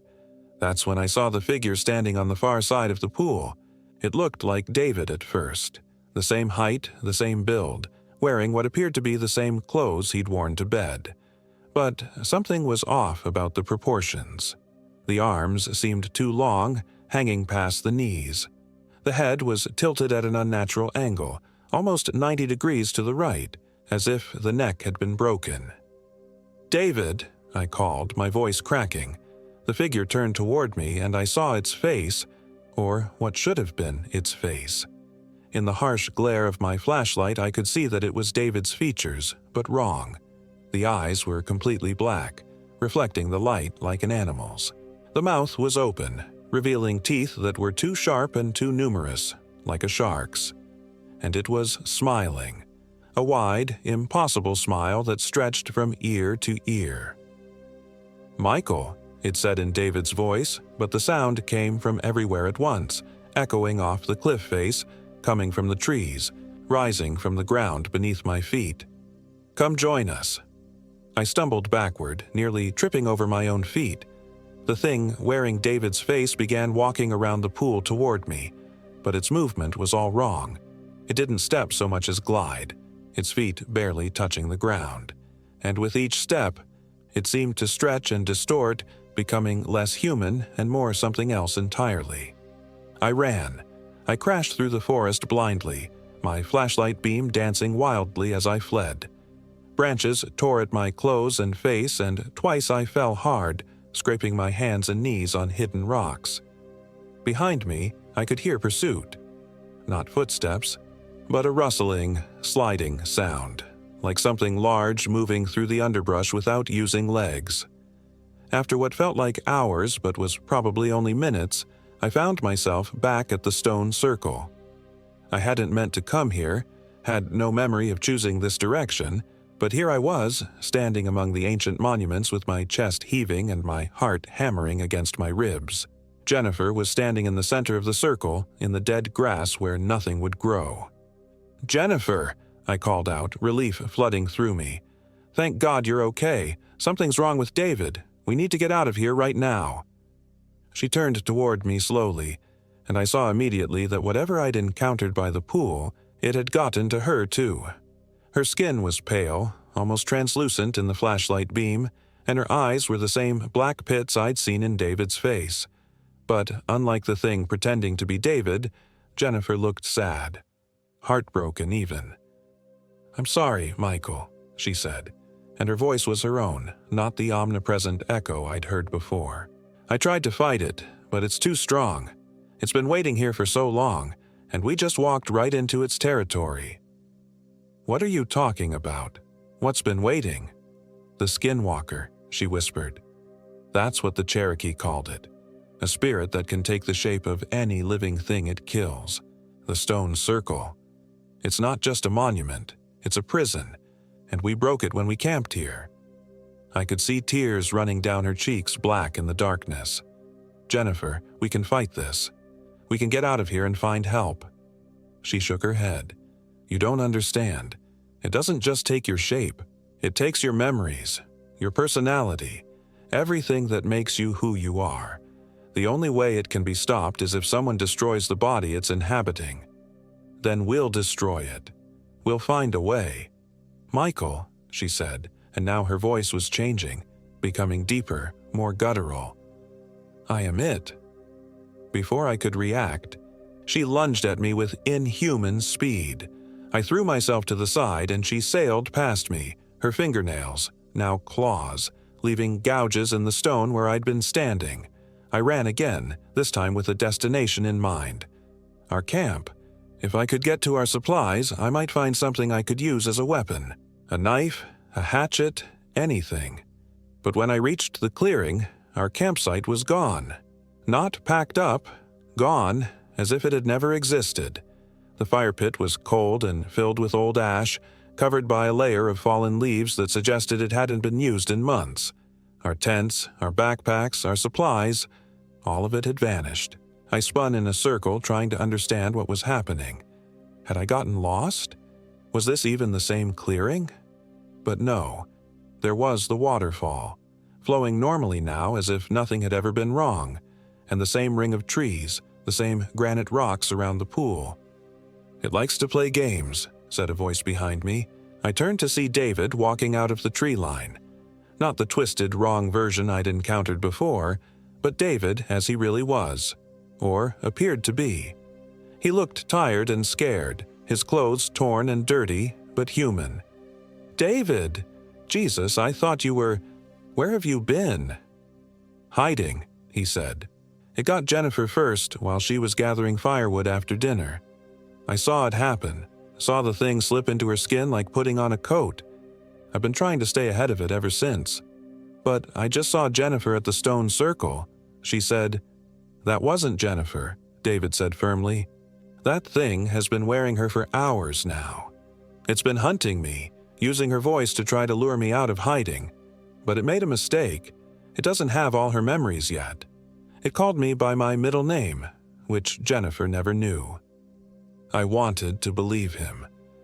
Every fiber of my being wanted to trust that my friend was real, that I wasn't alone in this nightmare. But something nagged at me, a small inconsistency that I couldn't quite put my finger on.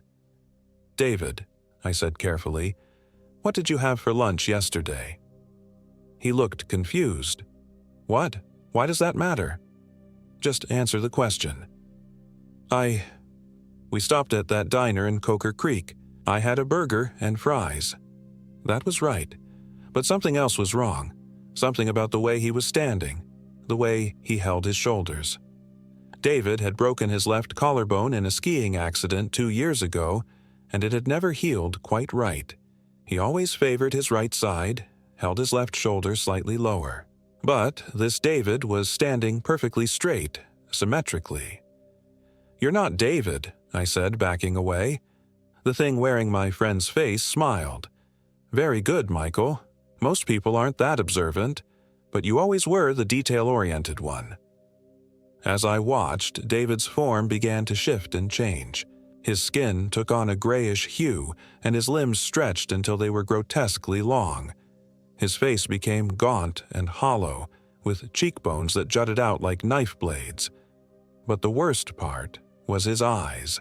Not black like I'd seen before, but swirling with a sickly yellow light like infected wounds. "Where are my friends?" I demanded. "Safe," the creature said, its voice now a rasping whisper. "Their bodies, anyway. I need them intact if I'm going to wear them properly. They're sleeping in a place where time moves differently, where dreams and reality blur together. They'll never age, never hunger, never feel pain. In a way, I've given them immortality." "What do you want with me?" "I want to go home," it said simply. "This place, this forest, this mountain, this entire region. It's been my prison for 300 years. The Cherokee knew what I was, knew how to bind me. But their descendants forgot the old ways, forgot the warnings. The stone circle was supposed to keep me contained, but it's been weakening for decades. Your presence here, your campfire so close to the stones, it was enough to break the final binding. So, leave. Go wherever you want. You don't need me for that." The creature laughed, a sound like breaking glass. "Oh, but I do. You see, I can only take the form of something I've killed. And while I can mimic your friends perfectly now, I'm still bound to this place through their bodies. But if I kill you and take your form, I can walk out of these mountains and into your world. I can use your memories, your relationships, your identity to disappear into human society. And then what? You'll just live my life? For a while, until I get bored. Then I'll find someone else to kill, someone else to become. I'll hop from identity to identity, staying one step ahead of anyone who might notice the inconsistencies. It's worked for centuries in other places, before the Cherokee trapped me here." The creature began walking toward me, and I noticed that with each step, it was looking more like me. My height, my build, even my clothes. Soon, I was looking at a perfect copy of myself, down to the scar on my chin from when I'd fallen off my bike as a kid. "The best part," my doppelganger said, "is that no one will ever know what happened to the real Michael Williams. You'll just be another hiker who got lost in the wilderness. They might find your body eventually, but it'll be so decomposed that they won't notice the bite marks." I was backed up against a tree now, nowhere left to run. The creature reached out with hands that were identical to mine, fingers extended toward my throat. That's when the real David tackled it from behind. I'd been wrong. This was the real David, the one I'd thought was fake. I could tell immediately because of the way he moved, favoring his left side exactly the way he should. The creature spun around, snarling, and I saw its face shift back to its true form, gaunt, hollow, inhuman. "Run!" David shouted. "I can't hold it for long." But I didn't run. Instead, I grabbed a heavy branch from the ground and swung it with all my strength at the creature's head. The impact sent vibrations up my arms and the thing staggered but didn't fall. It turned toward me, yellow eyes blazing with fury. "You can't kill me, little man. I've survived for centuries. I've outlasted entire civilizations." "Maybe," I said, hefting the branch again, "but you made one mistake." "What's that?" "You told me my friends are still alive."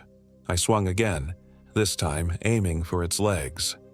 The creature went down hard, its two long limbs tangling as it tried to regain its footing. David grabbed a sharp piece of stone from the ground and drove it into the thing's chest. The scream that erupted from the creature's throat was unlike anything I'd ever heard. Part human agony, part animal rage, part something else entirely that seemed to bypass my ears and resonate directly in my bones.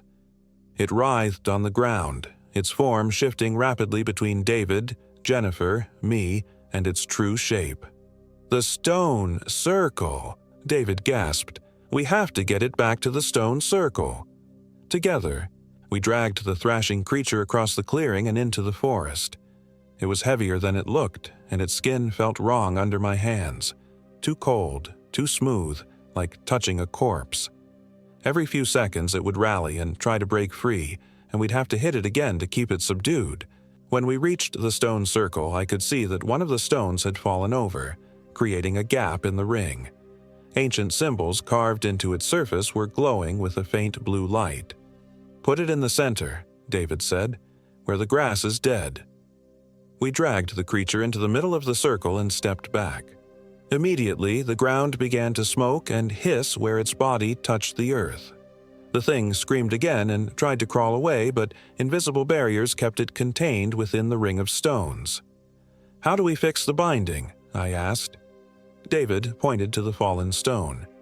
"We have to put that back in place, but someone needs to stay in the circle to keep the skinwalker contained while the other person lifts the stone."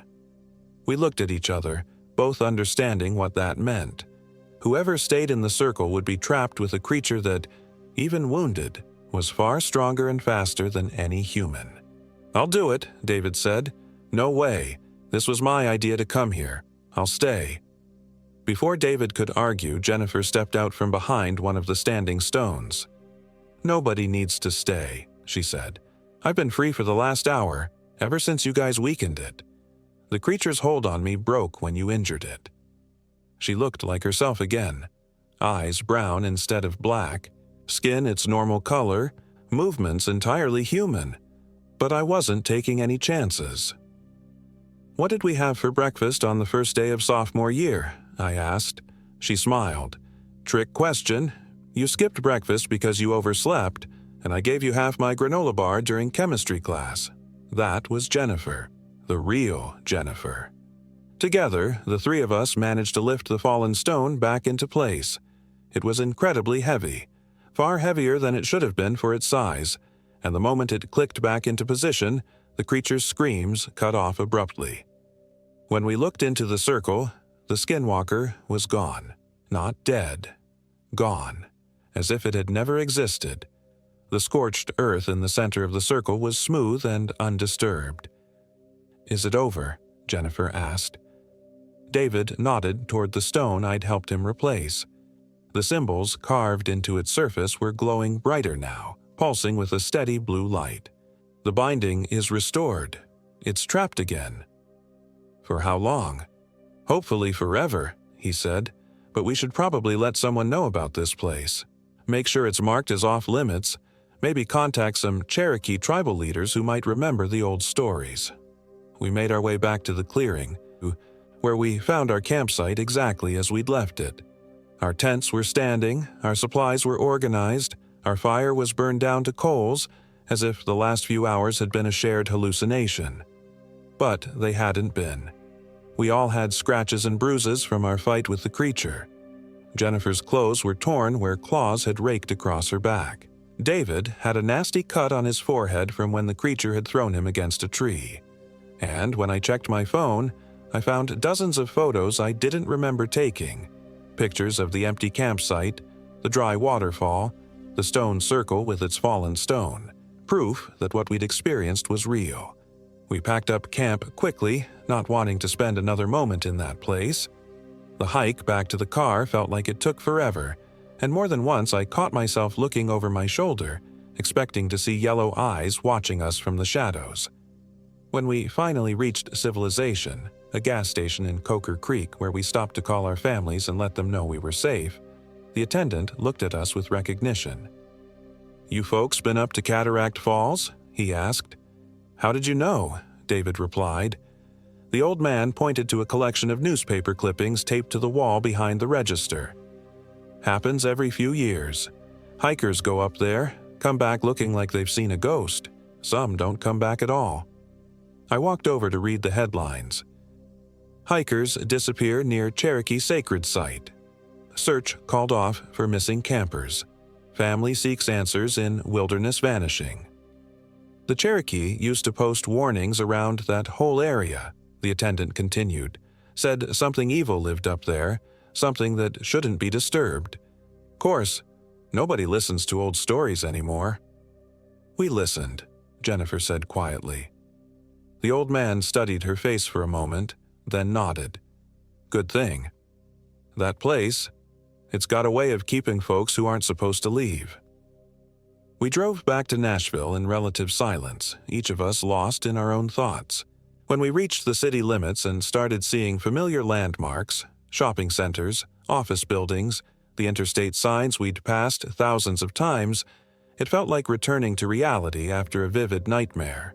But I knew it hadn't been a nightmare, and I knew that somewhere in the remote mountains of Tennessee, ancient stones were holding back something that should never be released again. That was 6 months ago. We've never talked about going camping again, and we've never returned to that part of the state. David moved to Oregon for a new job, claiming he needed a change of scenery. Jennifer started seeing a therapist, though she's never told me what they talk about. As for me, I still wake up sometimes in the middle of the night, listening for the sound of rushing water that suddenly stops. I've thrown away every camping guide that mentions Tennessee, and I cross to the other side of the street when I see Cherokee-related license plates or bumper stickers, because I know that the Skinwalker is still there, waiting in its stone prison for the next group of hikers who ignore the warnings and venture too deep into places that were never meant for human presence. And sometimes, when the wind is blowing just right and the night is particularly dark, I swear I can hear it calling my name. The binding may be strong, but nothing lasts forever. Someday, those stones will crumble or shift, or someone else will build a campfire too close to the circle. And when that happens, the Skinwalker will be free to continue its ancient hunt. I just pray that when that day comes, I'll be far, far away from the mountains of Tennessee.